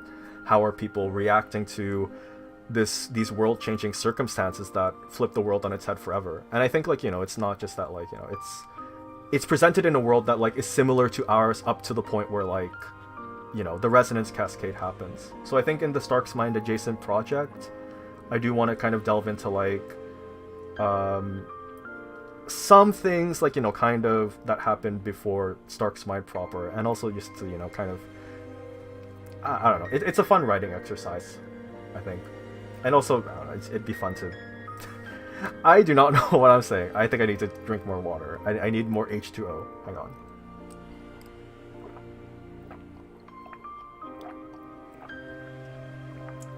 It's an entirely new character in a unique mod, not like Black Mesa the game. I haven't seen it. I think that definitely sounds cool. Haven't heard this song in so long, forgot about it. I know. I don't think it's in I think they removed it from Black Mesa. But yeah, for the Stark's Mind adjacent project, yeah, it's gonna focus a lot on like, um, in a sense, it will center around workplace drama. I guess that's how like I'll explain it. And I think workplace drama might be, I don't know, might be like tiny bit reductive. Um, the Black Mesa OST is so good. I know, I love the Black Mesa soundtrack. I love, and while Stark's Mind, the mainline series, uses military precision from Half-Life for the intro theme, Black Mesa Inbound 2 will, like, you know, the little section, like, you know, the beat drop will be the intro theme. I don't know, it really serves, like, the mood, and, like, it really complements the atmosphere and sets the general tone for what you expect with the game. Yes, the Cut on a Rail song, yeah, I first heard this in, Sean Kemp, one of the Black Mesa developers and like map designers. He used this in his Surface Tension Uncut mod that was released when Black Mesa was still just a mod, not an actual game. Surface Tension Uncut and Black Mesa, the full release, is something I'm really looking forward to getting into. Again, Surface Tension is such a great chapter. Really looking forward to getting to that point of the game. Sponge Dog has something in the works using various workshop mods, Route to Evac. Yeah, that sounds really cool. There's a lot of really great like custom Black Mesa campaigns out there. There's like Democles, there's Black Mesa Military. They all look super cool. What else? Oh, maybe I should update the art so it doesn't look super... I'll show some other... what is it? Other...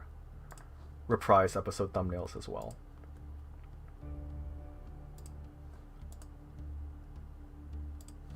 Okay, I think the playlist is now just playing older... like... or like... kind of phased out versions of like Zen soundtracks. I'll play like some of the Half-Life soundtrack too now. Gotta play, gotta pay respect to our progenitor. Where's one in order?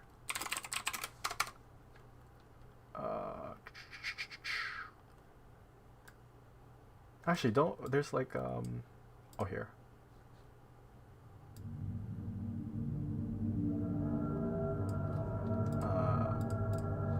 Johnny Art. Yes, let's put more Johnny Art on the screen. Oh, I like this one. Hang on. Johnny, you are such an incredible artist. Thank you for like all of the fan art you've created for the show. Like, again, it makes me giddy to say that I have, you know, that there are people that enjoy Stark's Mind so much that they've made fan art.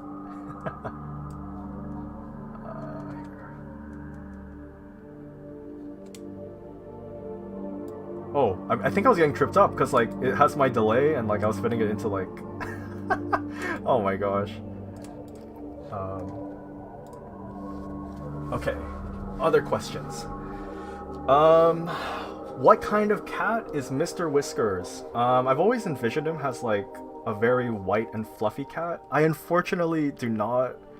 I don't think there are as many breeds for cats as there are dogs, right? I know more dog breeds than I do cat breeds.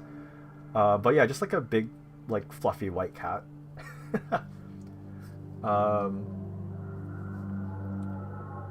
I know this question has been asked before, but will there be a Stark's Mind 2? I don't think I've ever formally confirmed. I think I might have mentioned it in a comment, but I don't think I've ever formally confirmed whether there will be Stark's Mind 2. I guess I don't know if like it gives a lot away, but no, there will not be Stark's Mind 2. The Stark's Mind 2 video that I made, it was really just an excuse for me to compile footage and like combine Half-Life footage with, or Half-Life 2 footage rather, with the like music from like by Nine Inch Nails. And it was also just like a fun way to explore like how would Stark function in like a Half-Life 2 environment. But I have very specific like ideas for Stark, and I think his story is like for the most part limited to the events that occur in Black Mesa alone. There are reasons for this.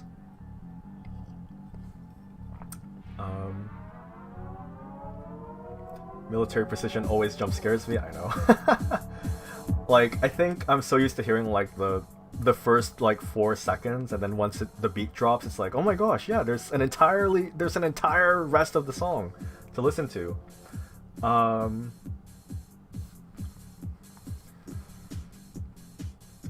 I like the detail of the profile picture symbol on like in Johnny's heart. I know, it's so neat.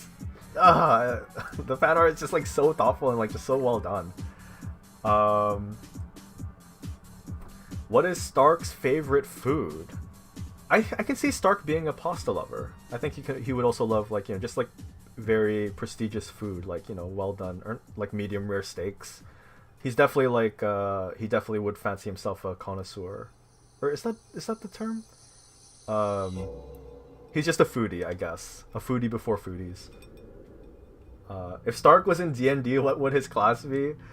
That's a good question. Okay, please forgive me. My only experience with D&D is through my girlfriend and Baldur's Gate 3, so I might not be as aware.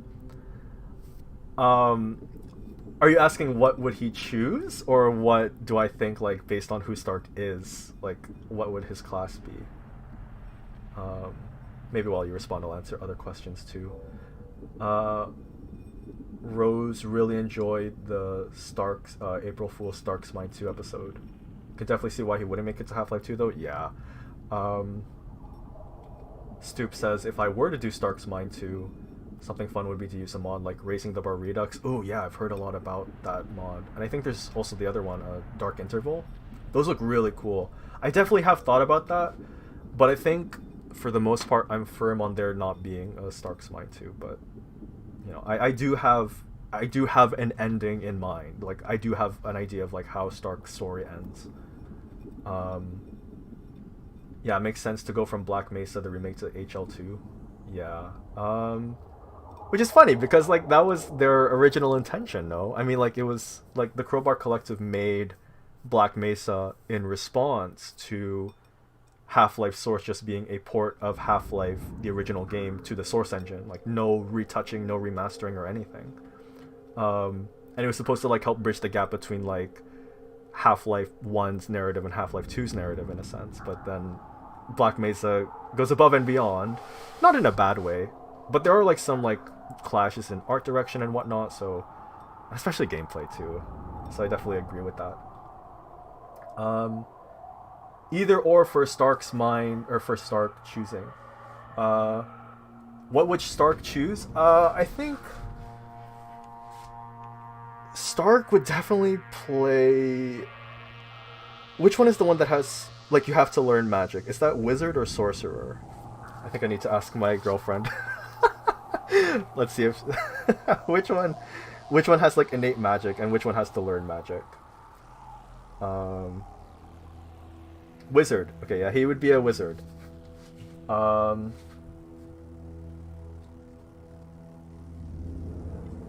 Yeah, just Pepper's agreeing with Stoop on if Stark were to be in Raising the Bar Redux, or like a HL2 beta remake. Yeah. Cool Math Games hater. Cool Math Games is great. Yeah, Military Precision is like, it's... I heard it through Freeman's mind, so like hearing it like in Half-Life proper is like, oh, this feels a bit jarring. Medium rare steak W? Yeah. Actually, like, I'm really craving steak. Does Stark mess with Lunchley or Prime? This is very much how would Stark fare in the current political and social climate. I don't think he would. I don't think he would mess with either of those.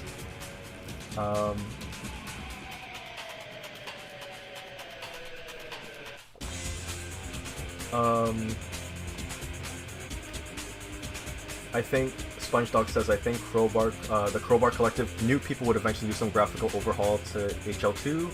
Yeah, there is the RTX mod.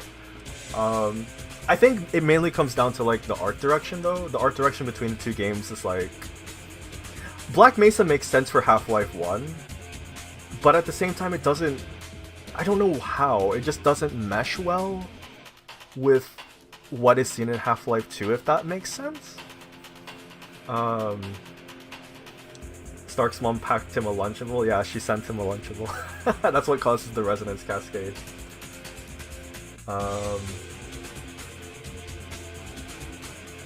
Stark is not a Sigma, unfortunately not. He's a Lambda. Do you guys get it?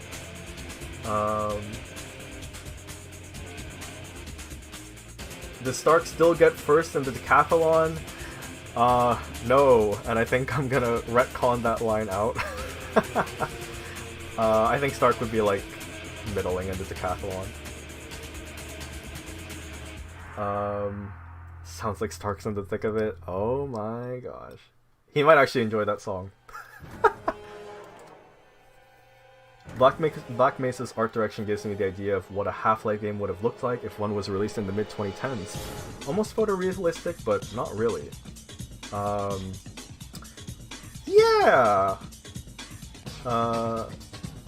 Stark confirmed less athletic, curses. He doesn't have the makings of a varsity athlete. He does mention in episode 33 that he worked for his, like, uncle, and, like, they worked in a moving company, so, like, I guess in a sense, like, he's, like, slightly strong, but not super athletic, right? Yeah, it could be funny if, like, he beat Freeman. So some dunce asked, that's their username, by the way. I really need to keep, like, putting a disclaimer. What made you want to start the series in the first place? So I got to talk about this a little while ago, but I don't mind, like, saying it again. I got into Freeman's Mind when I was a kid. I think Freeman's Mind might have honestly been my gateway into Half-Life. Freeman's Mind is the gateway drug, as it were. And I was really enamored with the idea of, like, providing, you know, like, giving a silent protagonist, especially in a first-person game, their own inner monologue. I thought, like, you know, Freeman's Mind was insanely funny and very well done, and it was just really cool seeing him, like, react to these events in the game as the character. And so I definitely, like, I wanted to, like, try to, like, do that too.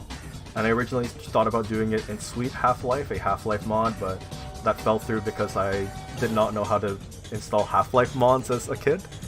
This was all happening while I was 12 years old. And then Black Mesa came out, the mod, and I fell in love with Black Mesa and the way it presented the narrative of Half-Life, and there were a lot of other inspirations in my life around that time too, like I mentioned Cloverfield and Evangelion, and those really kind of were the launch pads that inspired me to create Stark's Mind and really inform the direction of the series as it is now. So yeah, that's you know, and plus I've always just wanted to, like, make something. I think I love telling stories.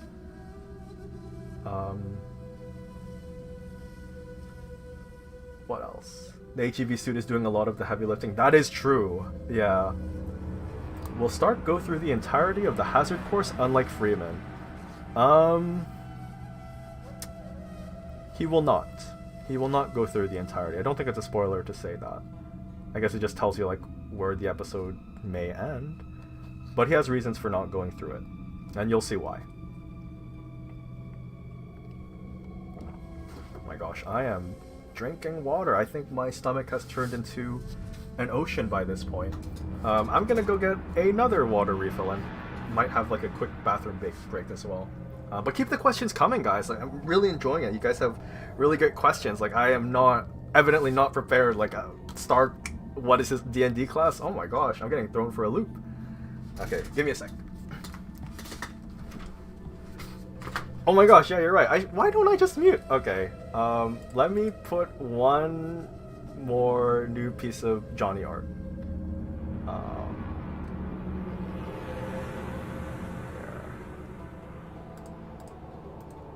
I think I'm just, like, saving these, like, as I see them, but, like, Johnny has, like, drawn so much Stark's Mind fan art. It's incredible. Here, let me change it.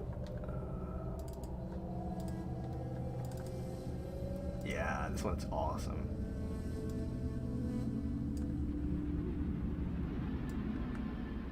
Oops, hang on. There we go. You know what, maybe I should just like, who cares about fitting in the overlay? Like, enjoy it in all its glory. Okay, there you go. Okay. Give me a sec, guys, and I will mute. So, be right back.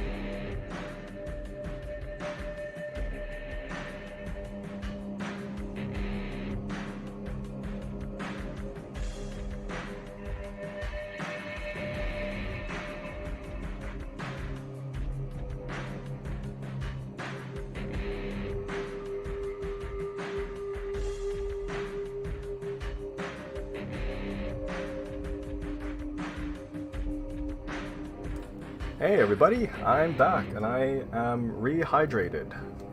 Partially, I'm gonna be drinking lots more water.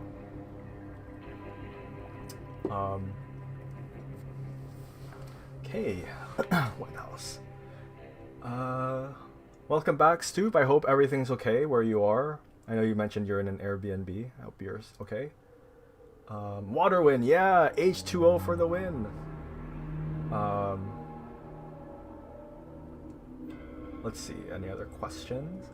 Anaeon, when you come back, I need to know if Stark would drink milk. I think this is where Stark has a leg up on me. I'm... Oh!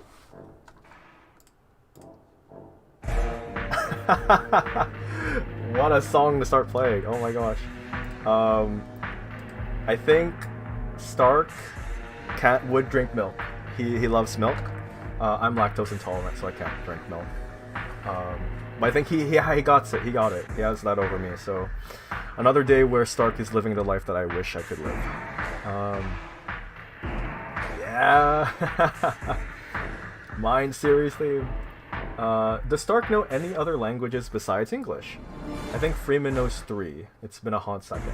I don't remember. I think Freeman speaks English. I know he speaks Spanish. There might be another. I think it's 3. I think you're right. But for Stark, Stark primarily speaks English. It's like a random lore tidbit. But like his mom is like Japanese, and this will, I don't know why. Actually, I do know why.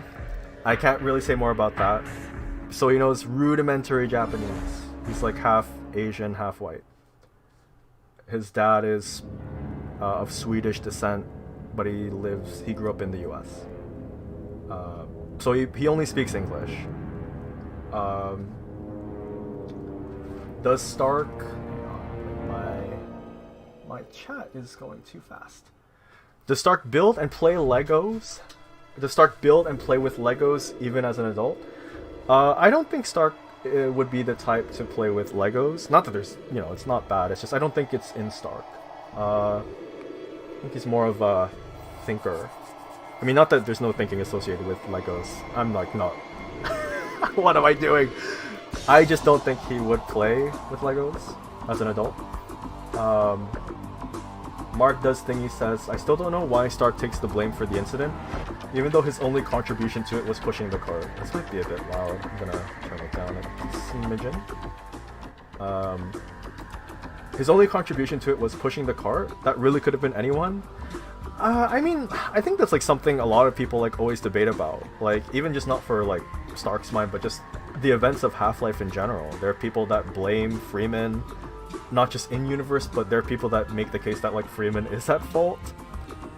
Even like people that have played the games. It's just, I guess like it provides a convenient scapegoat if like you're talking about like the person that actually pushed the cart.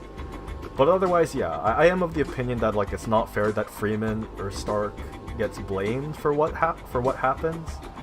For Freeman and Stark defending themselves against like the military. Again, like, it's the military's there to like kill people. Do they think people are going to roll over and die willingly? Like, no, right? So it's not fair. And I don't think like, that is like the point. It's like, it's a conflict, right? Pepper says he has a fan theory for Stark's mind. I'm interested in hearing. I will neither confirm nor deny if it's true, of course, but I'd be love to hear about fan theories. Milk Win, yeah. Yes, I am lactose intolerant. I used to not be. I thought it was just something you're born with, but I developed it when I was like in university, and it sucks. So I have to use like milk alternatives now whenever I like eat oatmeal or something. Stark deserves an ice cream. That is what I am saying. Why? Who is this guy making Stark's mind? Give him ice cream. My goodness. Most people develop it. Oh, okay. Stark go mad diet to speak. All natty. Guilt complex with a traumatic event. Yeah, that is Stark to a T. Stark's mind 33.5 where he gets an ice cream. There's an episode in King of the Hill where it's revealed that Hank has a Japanese brother that he never knew about. Oh, I haven't watched Hank King of the Hill, so that's cool. Did Gordon's dad potentially do the same thing? That's a fun fan theory, but I will say, like, no, Freeman and Stark do not have a relation. Again, I think, like, I feel like there are a lot of reasons. I'm trying to give a lot of justification to a lot of things, like Stark being where he is, him and Freeman knowing each other. But the one that will always really be hard to justify is, like, why do they look like each other? And it's just because in Black Mesa, they all say Freeman. I wanted to use Black Mesa. I didn't want to make another secret Freeman brother, like, it would be a bit much. So I just thought the next obvious conclusion or like explanation would be like, they just look alike. They just so happen to look very similar. It's really a result of like the hardware and not being able to get around that. But you know what? That's a fine fan theory. Maybe I shouldn't have like confirmed or deconfirmed it. I'm so sorry.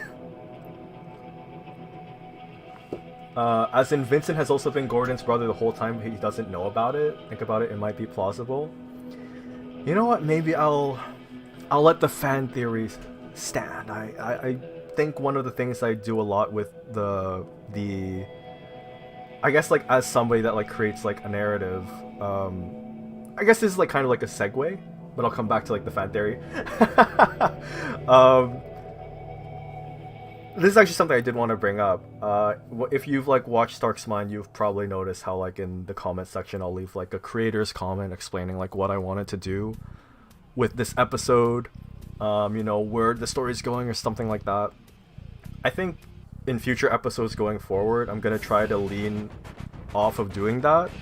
I'll probably share stuff about like the technical production, but I don't want to stifle potential discussion around like narrative or character, how might this character develop and whatnot.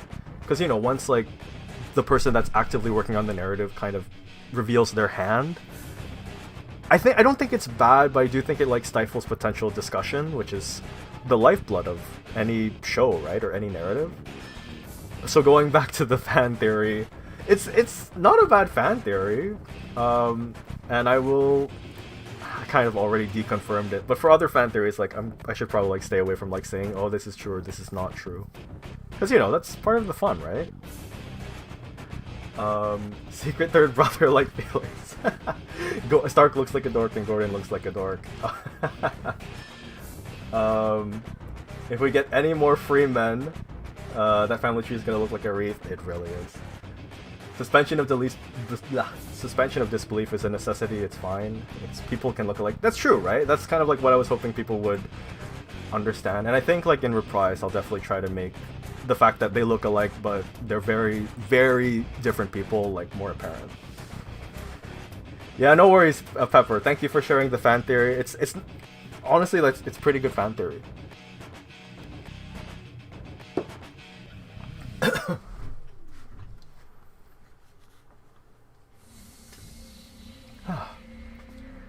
My gosh, my throat is... I think my throat has gone through the Black Mesa Decathlon. Holy.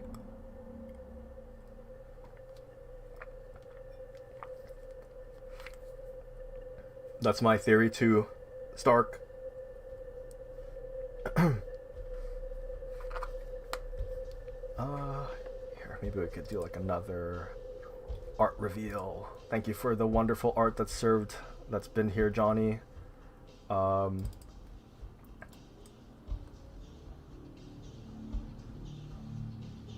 I think yeah, for Prin, like yeah, I've seen that you're doing live streams. I think people recommend honey, like mixing honey with like hot water. That tends to help with the throat. Where are my thumbnails? I'll show another cool thumbnail. Wonder if there's anything else I can share. Ooh, I like this thumbnail. This is for episode 15. Okay, let me like expand this out. Hang on. I like this one a lot. I might add like more post-processing. Oops. Yeah, I like this thumbnail. This was like, I think this might have been like one of the last ones I worked on.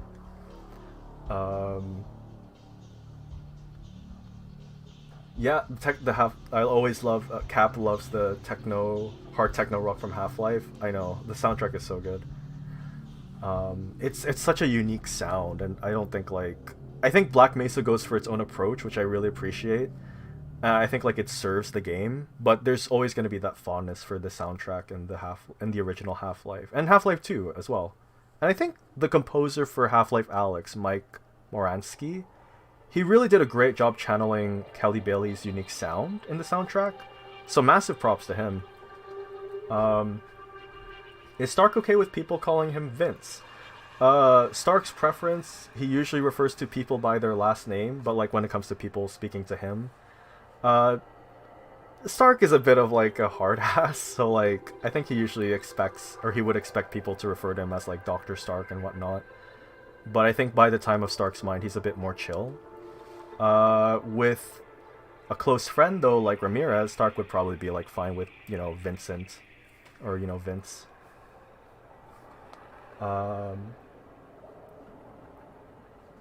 Yeah, this is from the scientist in like the silo when you encounter the tentacle. No, Prinneman, feel free to like share your stuff. Like I didn't mention this, but Prinneman also has like really good video essays on like films on their channel. I definitely recommend checking those out too. Prinneman does so much great stuff. And I got to see a bit of their Half-Life / Black Mesa stream. Super fun.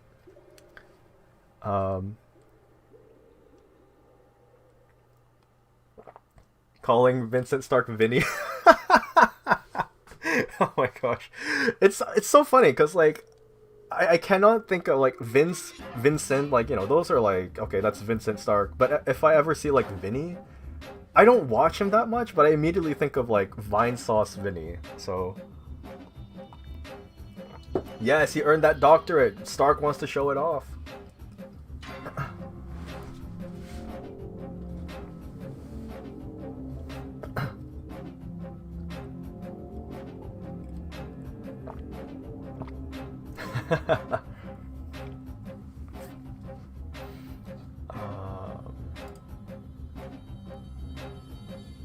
Vine Sauce Stark.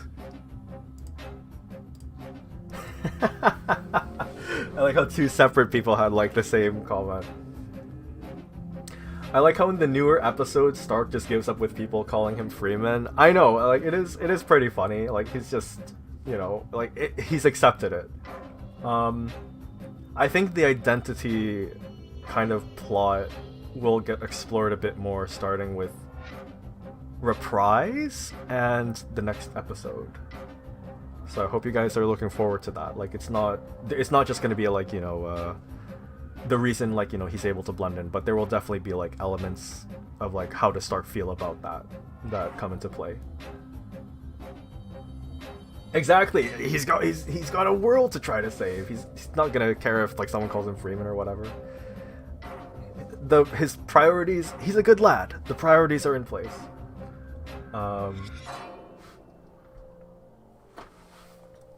You're looking forward to that? I know, me too. Like the idea. I don't know. I think it's a cool idea and it's a fun spin.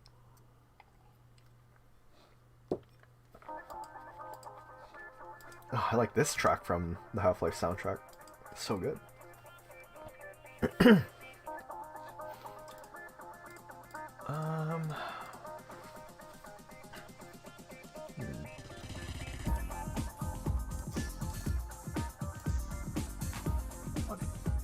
Yeah, the ending theme for the original Half-Life.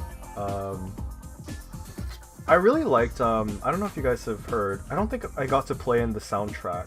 Or like the Black Mesa soundtrack playlist I was using for backing music, but there's like this really cool track that was removed in the final release for Black Mesa. It was the original ending theme. There's 2 songs for the ending theme, and the second one is really good.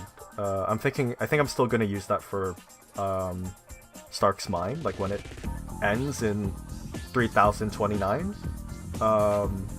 But I also really enjoy the first ending theme for Black Mesa, Limitless Potential. That's the track name.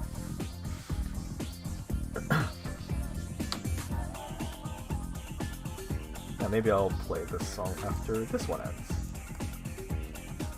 Starlight Forever.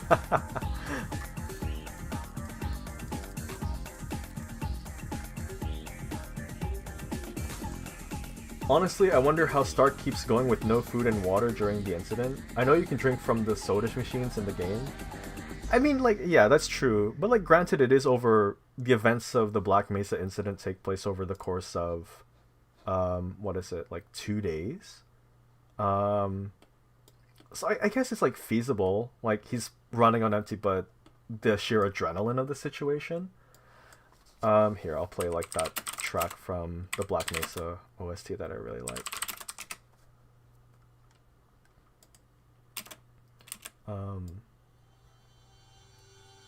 Yeah, this is such a nice song. Do I plan to incorporate uplink into the series like Freeman's Mind does? I'm thinking about it. I have a fun idea, or a fun, like my own little take on the teleportation plot that happens in the like later half of Freeman's Mind. So that's something to look forward to. Tournament, he can have the questionable Epic's pizza. Oh my gosh, yes. I have like a joke in mind for that. Like, maybe I can share it. I don't know. Like maybe he'll like eat it, but maybe he's like, or he'll consider eating, but he's like a picky eater. Maybe has like toppings he doesn't like, so he's like he'd rather starve or whatever. I don't know. That could be a funny joke.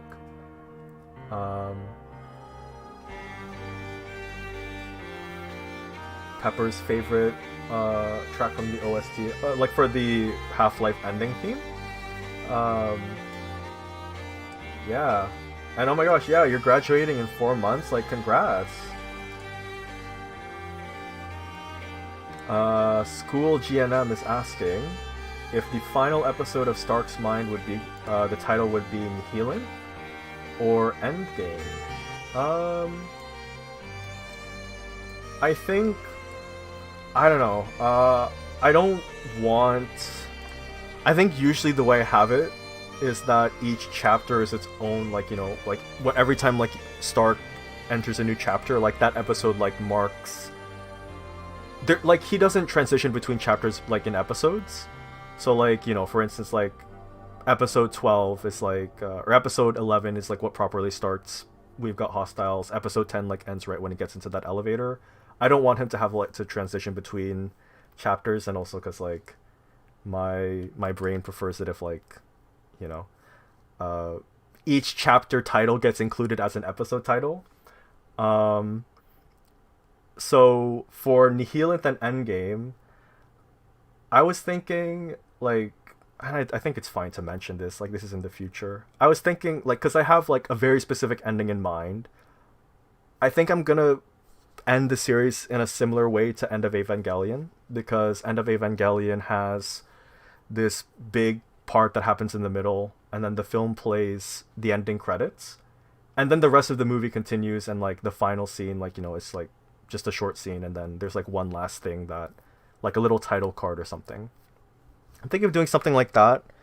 The Nihilith would be its own episode, and it'll have like the ending credits, and then the confrontation at the end of the game will be its own episode, because I think there's a reason it needs to be on its own. And I cannot mention anything else about why that reason is, but there is a reason. There's an uplink remake on the workshop called Further Data. Yeah, it's really good, and I played it. And I believe the person that created that mod is currently working on the Half-Life Decay remake, peer review. I'm really looking forward to that one. All of the Source Engine remakes of the Half-Life games look so cool. Let me play the Half-Life Alyx soundtrack, actually. Here.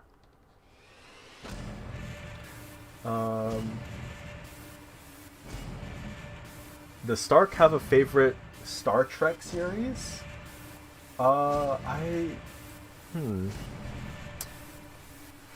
know. I think he would just be like generally a fan. Prinamin is asking, good question I don't have to answer. In reprise, will Stark still not know who Gina Cross is? Have I actually covered that? I think, no, I don't think he will know. I don't think he'll know who Gina Cross is. Yeah, no problem, Pepper. Again, like, I just hope you have a fun graduation. Oh, and your brother's graduating with you at the same time. That's awesome. Yeah, we do need more Half-Life co-op mods. Like, my brothers and I, like, back in the day, we'd play the heck out of Sven co-op. But I think it'd be cool to have something like, again, like Decay, where it's an actual narrative, but there's like a co-op element. So you're going through the story with like a friend playing alongside you.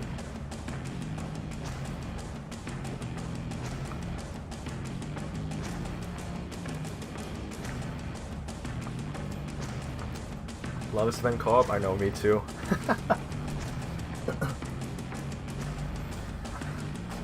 Some Duns 4237 asked, are you a fan of other Freeman's Mind fan series or Half-Life fan series in general? Yeah, I love a lot of the stuff related to Half-Life. I mentioned earlier that I watched Freeman's Mind, and then I also watched Shepard's Mind, Barney's Mind, Shell's Mind. I think admittedly I only watched the ones that were like related to or set in the Half-Life universe, so things like Simon's Mind and whatnot I've never really watched. Not that there's anything wrong with that, it's just I just really like Half-Life. And then for other Half-Life fan series, there is that comic series that's set in between Half-Life 1 and Half-Life 2, Journey to the West. I haven't read it in a long time, admittedly. I think I read the first 4 issues. It's really good. It's really good, though. It's a comic. I think you can buy it on Steam. Have I played Hunt Down the Freeman? No, I have not. I've watched many video essays talking about that. I have not played it, no. But I've heard that there's like still developers that are actively working on the game and trying to bring it to a playable state, which I think is really cool. So I'd maybe play it if like it ever gets to a point where like they remove some of like the BS puzzles in the game, like that one chapter where you're in like the Arctic and there's snipers and they automatically fire on you. Like I think that's not great. But I'll play it like if it's in a better state.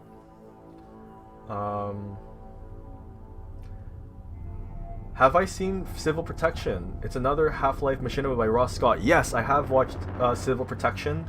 I love Civil Protection. It's great. The writing is super fun. Gina and Charlotte. Is that her name? Is that her name? No, it's... Oh my gosh, now I have to actually Google this. Gina Cross. Is it actually Charlotte Green? I know her last name is Green. Colette, sorry. Yeah, I know, right? Like, I think that'd be so cool. Colette, yeah. Freeman was replaced by Stark, asks Cation. I mean, Stark serves as a stand-in during the Black Mesa incident. And, I'm hoping in Reprise to properly, set that fact. Or, like, kind of explain that properly.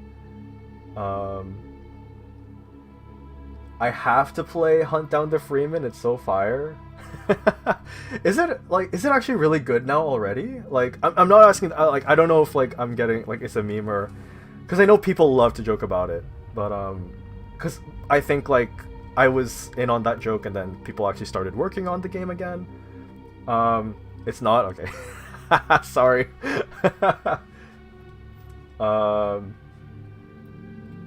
Let's see. Casp loves Mind of Ryan. Yeah, Mind of Ryan's really good. Johnny asks, I remember Stark mentioning Felix and Barney in the series a bit. Was he friends with them, or is it a sort of I work with these people and just know their names deal? I think if I can elaborate any further on like the past, and again like I will explore this. Like yeah, I would consider like Stark, Freeman, and Barney like to have been like friends, but then there's something, you know, that will get explored later on that results in his friendship with almost everybody dissolving, and it's why he has like such a negative view of Black Mesa in the first place. And then Blue Shift asks, tacking on to Johnny's question, is there anyone else around Black Mesa Stark used to like / hang around, other than Felix and Barney, of course? I think... Why am I saying I think? I made the freaking story. My memory might not be correct, but I believe he's close to Eli Vance. I think he was kind of like, he served the same role that Kleiner serves to Freeman. So I think what I have is that Stark... There's a Mind Series wiki out there, by the way. I actually added some of this information, but I don't think it's good if I add information there and not have it in the show, so this is going to be mentioned at some point.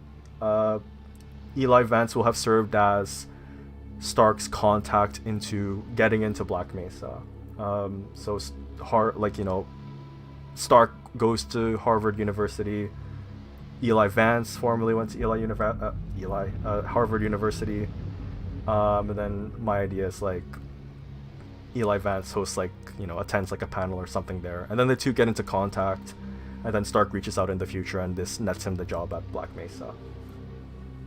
So I think Eli Vance would definitely be one, but other than that, like, Stark is just a bit of a loner. Like, he can be friendly, but when he's at Black Mesa, when he's working there, he's like more of a loner.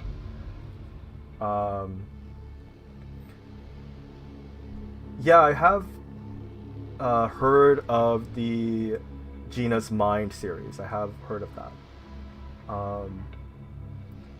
Mark does think, he says, not going to lie, I feel like the Mind community is the most niche community ever. It is definitely one of like the most niche communities out there. Like, I think it's honestly like Half-Life is definitely still a really good game franchise, but I think it has, just due to like how many games are released nowadays, like Half-Life definitely is by the wayside a bit, so to speak. It doesn't have the same. I think if Half-Life 3 got announced like today, it would be like massive, but maybe not to the scale of something like Grand Theft Auto 6, right? And yeah, so like you have this game series that like today is not spoken about as often. It's mostly just like a meme, like, when will Half-Life 3 come out? And then you have like this, you know, like even just like the term machinima, like every time like I've spoken about Stark's Mind to somebody, I have to explain like what a machinima is. So you have like the layer of like it, like, you know, machinima, and then you have like, you know, Freeman's Mind, which I don't think is as niche as it is. I think it's definitely like really popular, but it's definitely one of those theories where like you have to stick around. I don't know, maybe that is niche in a sense. And then you have its spin-off. So there's like layers of like just obscurity to it. But I think that, I don't know, it like gives it a lot of charm too. Wasn't Eli like a mentor figure when Stark was at Harvard? I don't think Eli worked with Stark at Harvard or oversaw him, but he was more just like a kind of, hey, you know, like they have like this, you know, my idea is they have like a conversation that basically inspires Stark to work at Black Mesa. Mentor in the sense that like he suggests that like Stark works at Black Mesa, I guess, but not like his direct, like his thesis supervisor or anything like that. Again, we'll hopefully explore this in this show proper. Unsighted info. Where's the source? There's no source on this. Exactly, it's unsighted. It's a fan. This is a fan theory, by the way. This is my headcanon for what happened prior to Stark's Mind. He's networking, exactly. Sometimes I think about how Stark and Alex would have gotten along. Yeah, honestly, that'd be an interesting interaction. Like, if you guys sounds really funny. If you guys want to make like fanfic, like, go for it. I think they get along. Does Stark know Magnuson, and will Magnuson be mentioned in Reprise? I forget. Is it established how long like Magnuson's been working at Black Mesa? I'm gonna lean towards no. He probably doesn't know him. I think if I want to like shed like a tiny bit more light on the Stark's Mind adjacent project, my idea for it is that like when Stark worked there, the department was like somewhat different compared to like the department as it is by the time Stark's Mind takes place. So between his firing, or between Stark, like, you know, no longer working for Black Mesa, and then Stark returning, like, you know, to kind of fulfill, like, you know, to stand in for Freeman, there's like a big change in like the kind of the population in the anomalous materials laboratory. HLVR AI, yeah, I can't even like not mention that. Like, I think that's even more popular than Freeman's Mind. And I definitely think so too. Like, I think you're definitely right. It did contribute to like more people learning about Half-Life Prin. So cool that Anion's a Stark's Mind fan just like us.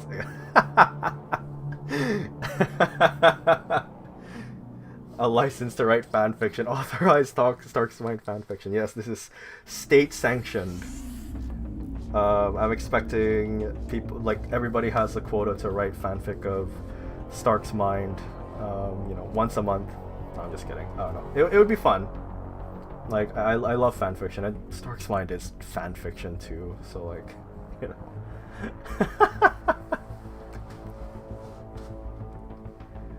How many words? 3,333 words, obviously. Come on, guys. We're Half-Life fans. 3 is, like, the number.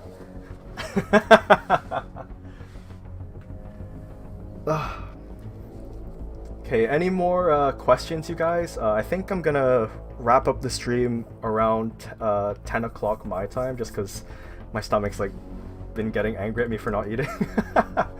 And my throat is, like, starting to give way. I've been definitely going to, like, get water more and more.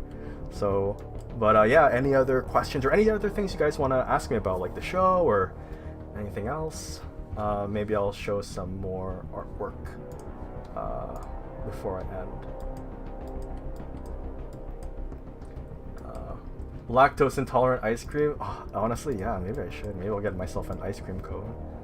In this weather, though? To soothe my throat? That is true, actually. I can have a little ice cream as a treat.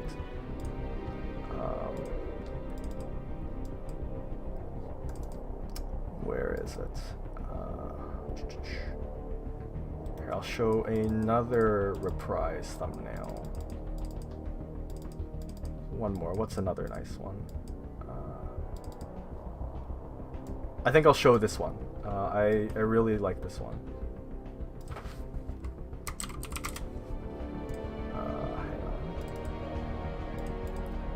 This is for the Unforeseen Consequences episode. I really like this thumbnail.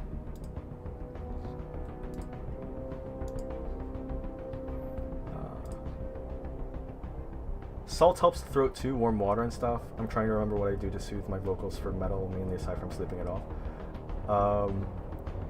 Okay, yeah, that I'll definitely keep that in mind, Pepper. Thank you.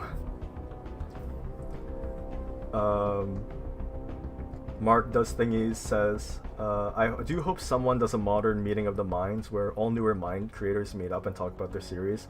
Pepper can definitely speak to this. There was one like a while back, but I can't find it. I think that would be fun to do though. Seeing a lot of oh my goodnesses in the chat. I don't know if it's evident, but maybe maybe I'll show like this is actually directly inspired by a frame of End of Evangelion, so maybe I'll pull that up. Happens midway through the movie, like this. Okay, maybe this is spoilers, but maybe I can like save the picture. It's a bit of a visceral like picture as well, or image. It's just like a close-up of Shinji's eye. Why are there like no high-quality pictures? I'm not showing my browser just so people that have not seen the anime can like not get spoiled. Especially Prin, because I know Prin just started. Where are they? Okay, it's inspired by Evangelion. I'm not finding like a good picture. Like, there's a bunch of like TikTok thumbnails that are just like adding text, and it's like, please stop. Okay, maybe I can do this. Hang on. This is what this stream has devolved into: finding the perfect frame of a movie to show. This is totally relevant to Stark's mind. Okay, maybe I can just like do this instead then.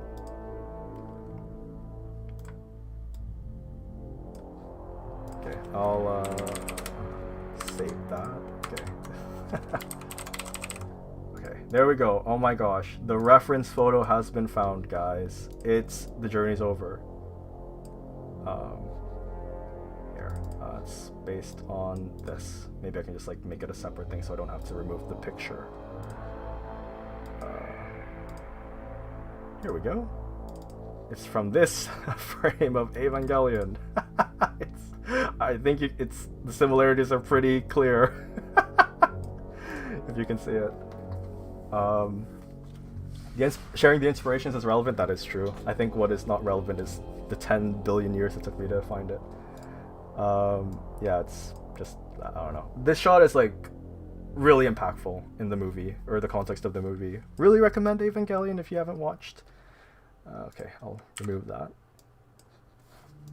But yeah, I really like this thumbnail. Pepper recommending salt. Next thing you know, cats will be recommending dogs.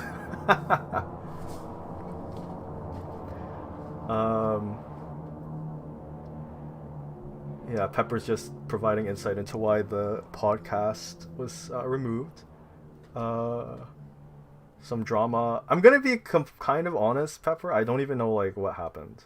I've been like kind of just doing my own thing. You don't need to delve into it either, I think, if it's like touchy. Yeah, Stark's Eye. That's the sequel to Stark's Mind. That's actually Stark's Mind 2, Stark's Eye. And then Stark's Eyebrow? Stark's Ear? Or heaven forbid, Stark's Mouth. But I think that's a spin-off series of right now. Stark's Orc. Oh my gosh.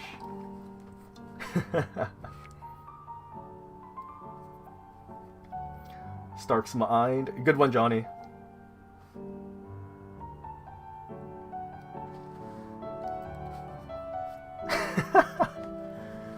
The Starkverse.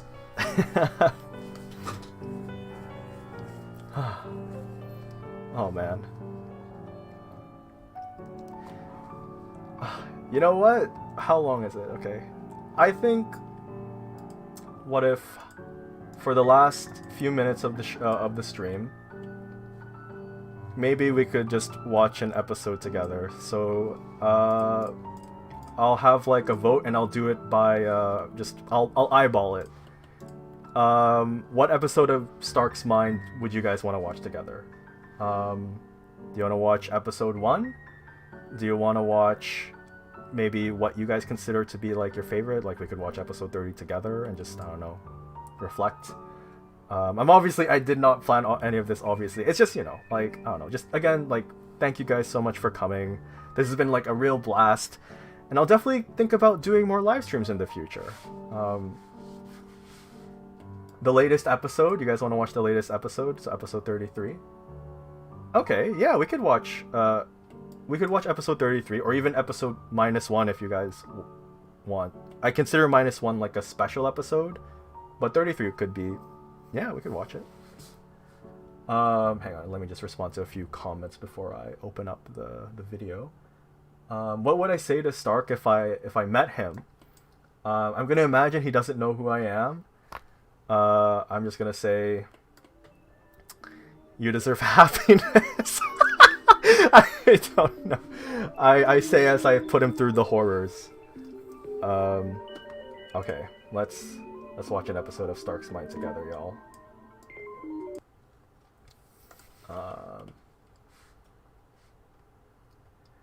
Mark Does Thingies ask, for episode 1, did I use the pre-disaster maps? I did.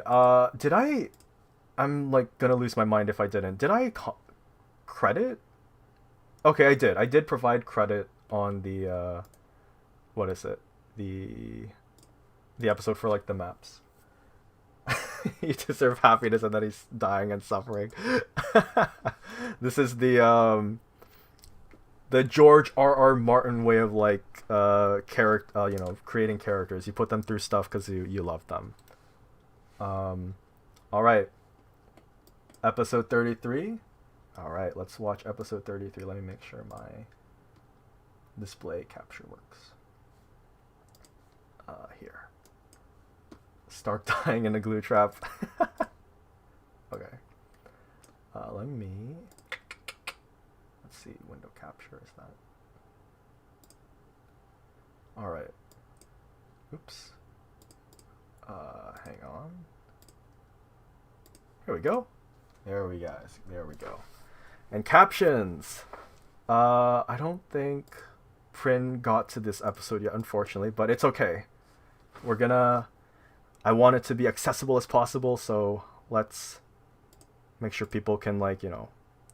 Also, I have like this YouTube extension installed because I hate the new UI and now I can't adjust it. I don't know how to put this away. Okay. Let me make it full screen actually. Let me make this the entire screen. Oops, that didn't work. Oh, that was the wrong thing. Okay, here. Here. It's full screen, guys. Alright, let's watch together. I will do my best to not pause and cringe at myself. No guarantees. And before I do that, imagine when Stark gets to Zen, he gets teleported in the wrong place and falls to his death. Well, if I decide to go on another hiatus, or if another hiatus I feel is imminent, then I'll do that. Yeah. And no rush, Prin. I know you got it. Again, like, you know, thank you for your hard work on every episode thus far. Okay, let's watch.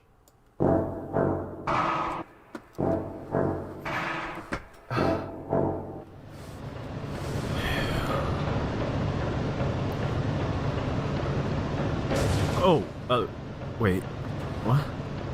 Ugh, Jesus Christ, I'm out of it. Alright, just stay focused. Alright. Should I turn it yeah, on? I think just sitting and thinking this through isn't going to do me any favors. I should really just go down there and see if there's anything I missed. I'll turn it because down. at this rate, a solid minute of waiting is going to turn into 2 minutes, and then that's going to turn into 4 minutes, and then that'll become 8 minutes. All I can say is exponential growth is a bitch. Okay. Besides, I turned it down a bit. call me crazy, but I'm pretty sure that the people that are counting on me aren't going to be too pleased or commend me for a methodical approach to navigating rooms.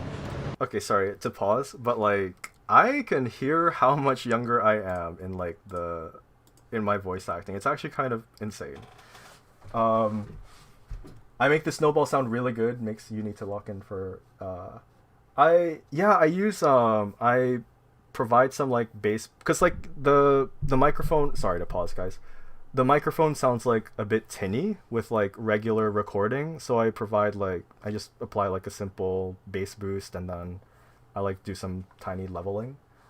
I definitely do need to get an older mic though, because this mic it's like very old now. It's like 8 years old. It's almost as old as the show actually.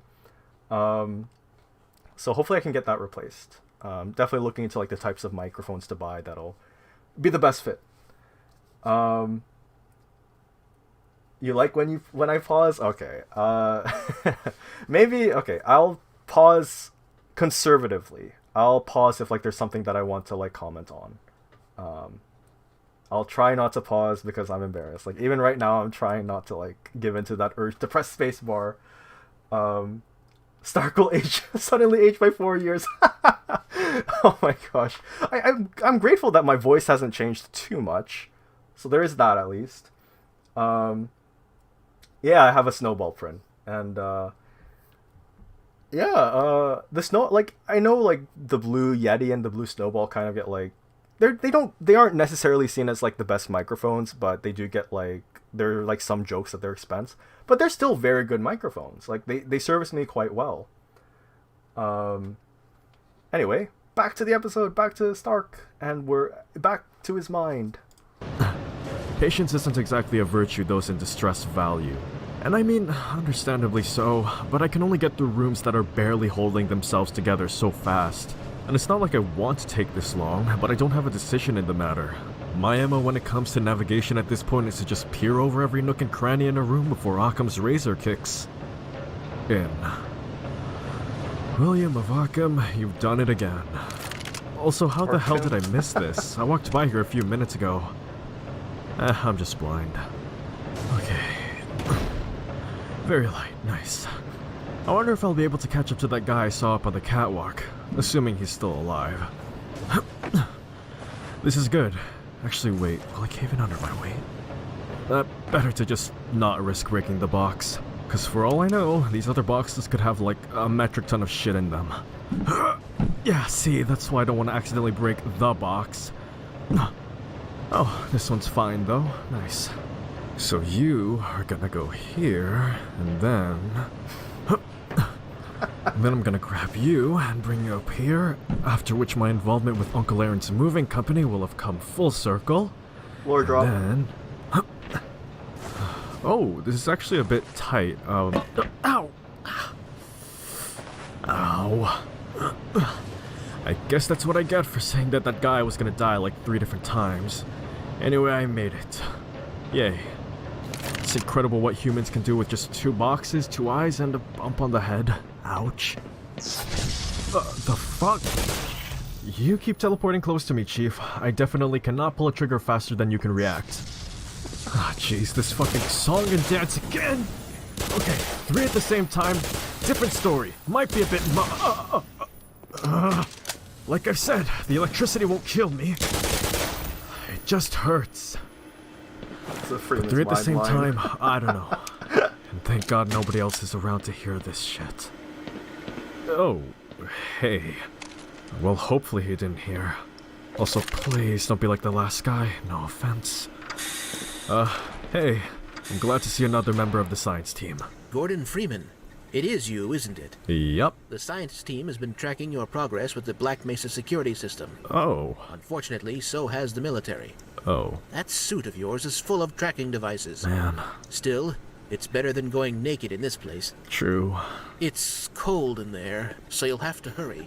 It could sap your suit power in a matter of moments. Right. If you're bent on reaching the Lambda complex, then you'll want to keep to the older industrial areas where the security system is full of holes. Alright, got you. It's worked for me, so far. Right. Thank you. I'll try my best to put your information to good use. And, oh, that's... Holy shit, yeah, thanks. I'll just get a move on. This is, Jesus this is actually how cold it is in my city. It's freezing. Christ! Cold my ass, what is this?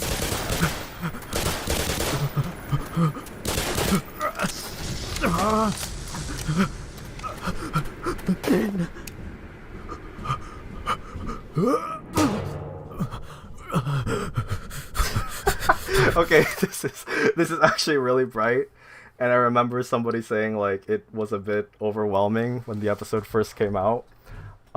It was winter in my city when I was working on this episode, and I had been shoveling a lot of snow, and I wear glasses in real life, and so it's always annoying to shovel snow, and because like it's so cold, like your air, like, you know, your breath, like, you know, you can see it, right? And it just immediately fogs up my glasses, and like that always like really pisses me off when I shovel. I don't have to shovel like in the city I live in. It's not as like, the winter is not as heavy, but I was definitely like contributing like my anger whenever that happens like into this episode. It's just like, of course this would happen, like, you know, it's that cold.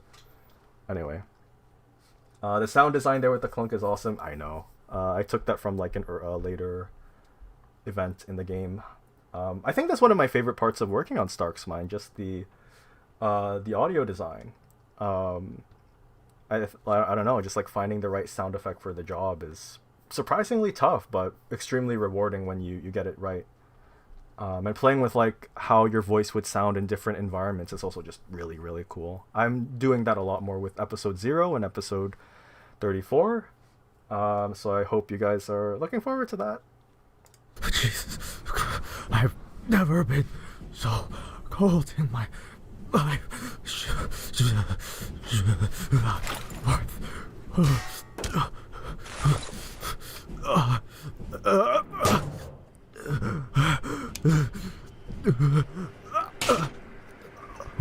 Warm pipes.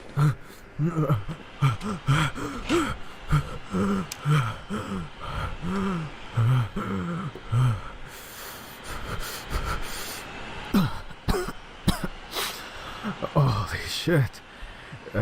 Even after everything that's happened so far, I did not expect to have to go and subject myself to what was essentially 10 Kelvin.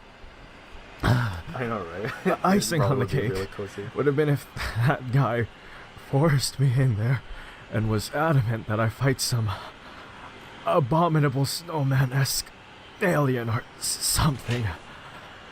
God help me if such a thing exists. You gotta take what you can get with Black Mesa, friend. I better shut up. I don't want to Beetlejuice myself again. Anyway, while I didn't get a map from the guy, the information he gave me is super valuable. So in the end, he might have just saved everybody here. In the same vein as how these pipes distributing hot water across the facility saved me from hypothermia, frostbite, chilblains, whatever.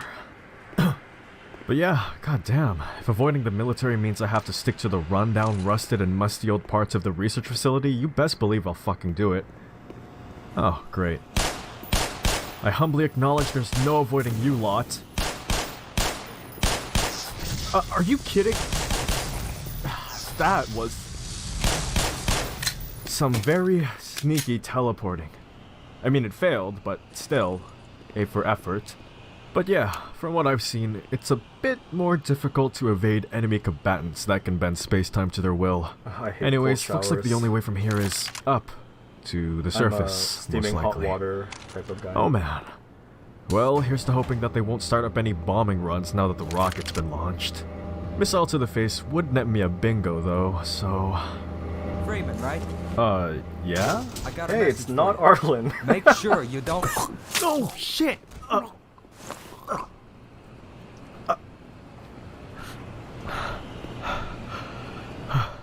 I think one missed opportunity here is like they actually sort of updated this scene in the latest update of the game. Yeah, Arlen Standen. That's what's another arc name? I don't know. It would have been like, I don't know. If I made this today. Freeman, right? When the guy like gets shot, I would have had like some blood splatter on like Stark's glasses or something like that. And the sound effect design could have been better here. Anyway, sorry, I'm just like, just thinking about what could have been. Anyway, we were like around here. Arlen. Okay, so he was cut off unceremoniously, so all I can do here is just interpret what he said literally. Okay, before he starts to fight them, I remember really looking forward to like this part of the game. I think the parts that I was most looking forward to working on during the original run were, I think the Resonance Cascade Aftermath, the very first, like, as soon as he wakes up. Stark meeting the military. We've got hostiles. So, because again, as I mentioned, I love the military conflict in Half-Life. The scene in episode 26, where he breaks down and his reflections on that in 27. Episode 30 wasn't actually planned, but I thought, I don't know, it came to me in a dream, I guess. But it was a very natural, I felt it was a very natural point for that monologue to happen where it did. Pepper mentioned the part around like episode 20, I think it's 28 where he gets his ear blown out, or it's 27 or 28, one of the two. That was a fun part to work on too. The rocket launch was big, and of course Stark meeting the assassins. I don't know, it's just, the assassins are so cool. That's all I'm gonna say. So I was really looking forward to this and like kind of exploring what would Stark make of this? Like, this is such a departure from the grunts he's been fighting. Anyway, continuing on. But what the hell just happened? I hate not knowing what I'm going up against. I mean, it's clearly the military, but did they adopt a stealthier approach? Shit. Oh, fuck, this is bad. Oh! Jesus Christ! Okay, what can I do here? Okay, 2 down. I just have to keep moving in order to compensate for how mobile they are. What? What the fuck? You're actually fucking kidding me. There is such a thing as too mobile.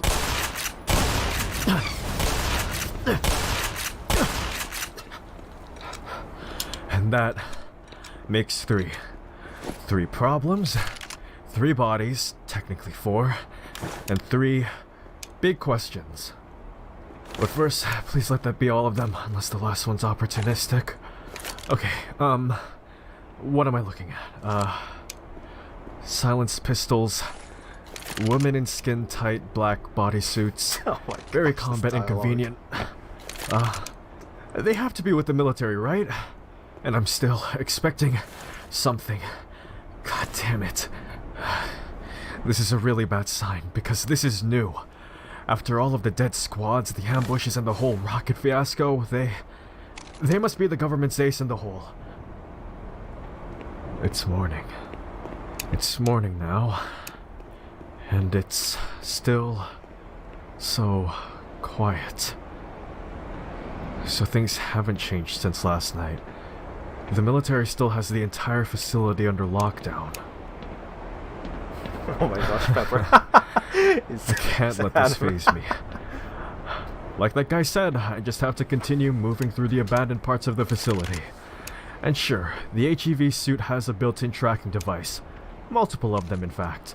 Sure, the military has complete control over the entire area. You did send it to me, And Stu. sure, Yeah. the US government has resorted to deploying assassins with Olympic-level athletic capabilities to deal with me. But the thing is, none of that has stopped me. Not even that little encounter just now. And the reason for that is because I didn't let it stop me. So long as I have the will to continue going forward, nothing's going to stop me. I know, like, this monologue, like, I mean, I don't want to say it's bad, but it's like, it's a monologue. I think, I don't know if it comes across as this, but I think it was intended as, like, kind of, like, just irony. Because, again, like, I think most people watching the show will, like, know how events transpire in Half-Life and Black Mesa. So for Stark to be giving this, like, super heavy-handed speech about how determined he is, how he's not gonna, like, stop, only to get knocked out, like, right after the speech, I think that was, like, the intention with the joke. I just don't know if I delivered on conveying that. Anyway, just some fun little lore on what was going through my head when I made that scene. I am in complete control of my situation. And if I start to feel like I'm not, I'll just have to convince myself that I am in order to make any sort of tangible progress towards ending this nightmare. Stark gets trolled. He does. I just don't like breaking promises. I mean, that's why I'm here after all. I came back to the facility because of a promise. A superficial promise to Freeman, and a promise to Mom. And I'm not leaving this war-torn facility until I fulfilled my promise to not only everybody left alive, but those unfortunate enough not to be. So if that means having to oppose both invading alien wildlife and the Department of Defense for the remainder of my life, then so be it. There's already blood on my hands, and I don't mind a little bit more. Alright, enough waxing philosophical. Can I please find an exit? Like, I'd fly that chopper out of here if I could, but I'm clearly not a pilot. Well, like I said, Occam's razor. Surface access. Kind of the opposite of where I want to go, but oh well. So, what exactly did that open? Oh, I see. Also, am I even invoking Occam's razor correctly? Who cares? It's not like anyone's around to correct me on it. I mean, who's gonna point it out? Those 3 assassins? I'd imagine it would be hard to issue corrections when your lungs are more full of 9mm bullets than they are air. Wait, is that going too far? What am I saying? They tried to kill me. Fuck it. Huh. Very conspicuous. Maybe this is the truck the assassins came in. Not very likely. The guard probably would have heard them. Or maybe that's what he was warning me about. But why would he be so calm? Actually, what was he going to tell me? The assassins kind of fucked me over in that regard. I mean, it probably wasn't another objective since he said not to do something. I don't know what that something is, but, you know, again, I got fucked up. Thank you, JB.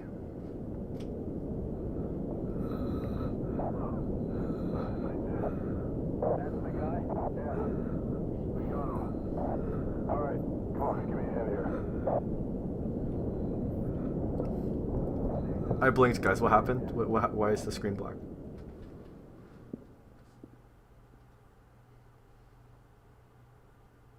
What the? Where did he go? Who put this text up here? Oh my goodness. He got trolled. Nothing, don't worry. He died?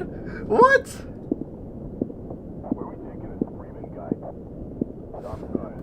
I killed him. I'm not in the US military. I blinked.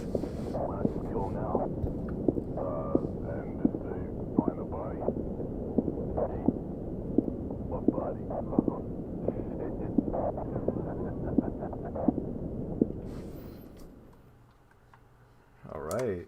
That was oops. Where's my OBS? Okay. Oops, there we go. And I need my where's my overlay? Oh no. Oh, there we go. Okay. That was fun, guys. It was fun like watching the episode again and getting to see like everybody's like, you know, just having a good time. Yeah, Stark would probably get beaten up by a lot of people, not going to lie. Thank you for not being in the US military. I think it's been mentioned before, but like I'm Canadian, so you know, and I mean I wouldn't want to join an army anyway. Yeah, you're welcome. I've done a civil service. SpongeDog said no worries about the salt emoji. SpongeDog says he wants to make a video where it's Stark's mind, but only the parts where he breathes dramatically. Stark's mind asthma edition. You know what? That would honestly like not even be that bad.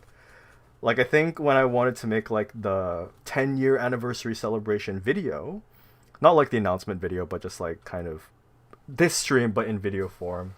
I think I was planning on introducing myself by using like the clips of him breathing.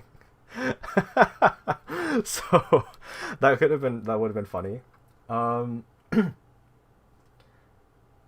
Thank you. Yeah, thanks. I'm glad you had a good time. Stoop. And then Stark died. R.I.P. Like we don't know what'll happen now. Frin, you want to make YouTube poops? Yeah, honestly, oh my gosh, that's been like a billion years since I've heard like the term YouTube poop. Stark will be cubed? Oh man. Stark should be in the National Archives of Canada. He's a national treasure. Yes. This 24-year-old American whistleblower is Canada's greatest treasure. Oh my gosh. Can you make a compilation of me drinking water? You know what? Go for it. Like, you can include the coughing fit as well. I think that provides like a full narrative. You know, that's like the call to action is the coughing, and then the gulps are like, you know, the various events, and the various narrative beats, and then it ends with me being hydrated. That's modern cinema. Yeah, I'm glad you had fun, Pepper.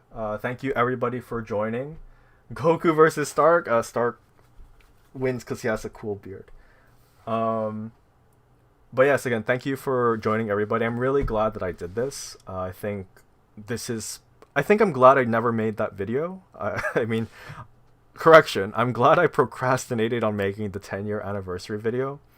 Well, it wasn't so much as I procrastinated. It wasn't really that I procrastinated as much as it was like I was trying to work on episode 0 and 34. And then that fell through. But I'm really glad I got to do this with you guys. And yeah, I'm glad I got to share what's been going on and just kind of, you know, really tell you that, like, you know, I really am like committed to like making more episodes of Stark's Mind. I hope, you know, I know like it sounds a bit dismal to say, I hope I release at least one this year. But I do have like some life events that are happening in the coming months that may kind of eat into the amount of time I'm able to work on the show. And then of course, like I have a full-time job as well. so that's been difficult to juggle. But I'm really committed to making like, so if not, if not two, at least like one. I'm really hoping for at least one this year, and I'm gonna try to like again try to balance that schedule, because I don't want the show to go on forever, but or to take forever. Yeah, people recommending some other like Mind series. Son's Mind. Again, I haven't like watched that many other Mind series, but I've heard a lot of great things about Son's Mind. Sora's Mind, Pepper. Shout out to Pepper. Yeah. If there's anything I can say before I end the stream besides just like thanking everybody, creating things is hard. Stark's Mind has definitely like been not necessarily the bane of my existence. I far from it, but it's definitely been a bit of a chip on my shoulder in that I've always wanted to like make stories, and the ability to like just like life getting in the way and preventing me from working has definitely like been a big source of frustration for me. And seeing how much like people enjoy the show, no matter how how small our community is, has really, really, really, really like kind of made it important for me to continue. So again, thank you all so much. But don't be afraid to like make things. I have all these things to say about Stark's Mind, like about its beginnings. Some of them are positive, some of them are fun, but a lot of them of the time I can be self-deprecating. But it's just because I have this idea I really strongly believe in and want to see to the end. And when you make something, and I'm sure my fellow Mind series creators can attest to it, it's a part of yourself, right?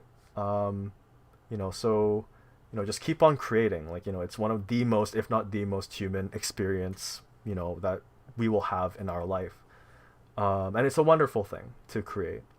And I know like I'm glad like Stark's Mind has been something people have enjoyed, and I'll just say I'm glad people like it, and my hope is like that there will be shows that like are like created by people that like Stark's Mind, and those shows will end up better than Stark's Mind. I don't think Stark's Mind is that like special, but it's something I'm really glad I do, and I'm really just glad people like it. So thank you all for the past 10 years, whether you were there from the start or whether you're like you recently came along for the ride. Just thank you so much. Just some like final updates before I end the stream. I will get to creating that Discord server. I'll probably like launch it in the next few days, and I'll just keep an eye out on the post tab for my YouTube channel. I'll drop an invite link. If that's how it works. Again, I'm sorry, like I'm just outing myself as a boomer. I think that's how it works. I will like provide the means to access the Stark's Mind community Discord. I'm hoping to see everybody there. Thank you for all of the fan art and like the fan works. Thank you to Johnny for all of the allowing me to like showcase like their wonderful fan art of Stark's Mind. There's like a bunch of other wonderful fan art of Stark's Mind out there that like I unfortunately did not get to show, but hopefully I'll get to share in the future. One last like addendum to like the updates. And sorry, I see the chat's like scrolling. I'll get to like respond after. Even though I have a work full-time job, this is something like kind of always like been deliberating on. Stark's Mind as a hobby, it's like something I'm really passionate about. I thought about this for a long time, actually. I thought about a potential like making a Patreon or like maybe like a coffee. I think if that ever happens, I will make an announcement video. I think I just didn't feel comfortable doing that in the past 4 years just because I haven't really been making things. But now that I have like this, reaffirmation, to everybody that I will try to continue working on the show, or that I have like, like publicly announcing that I'm committed. I think, like if I make a Patreon, like the perks would be something like, maybe if an episode is finished, you'd get to see like an episode like a week early. And then it goes public on YouTube. Still gonna like have to work those kind of things out, but just thought I'd drop that in there. So just keep your eyes peeled for just a bunch of stuff. And 2026, year of Stark's Mind, maybe. I hope so.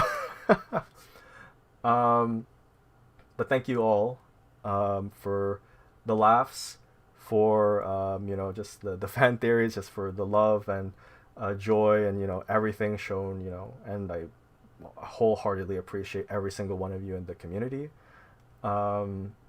I'm not gonna lie, I thought there was gonna be like less people in the stream. Like, it's already a bit of an intimate stream, but I thought there was gonna be like only a few. So thank you all for showing up.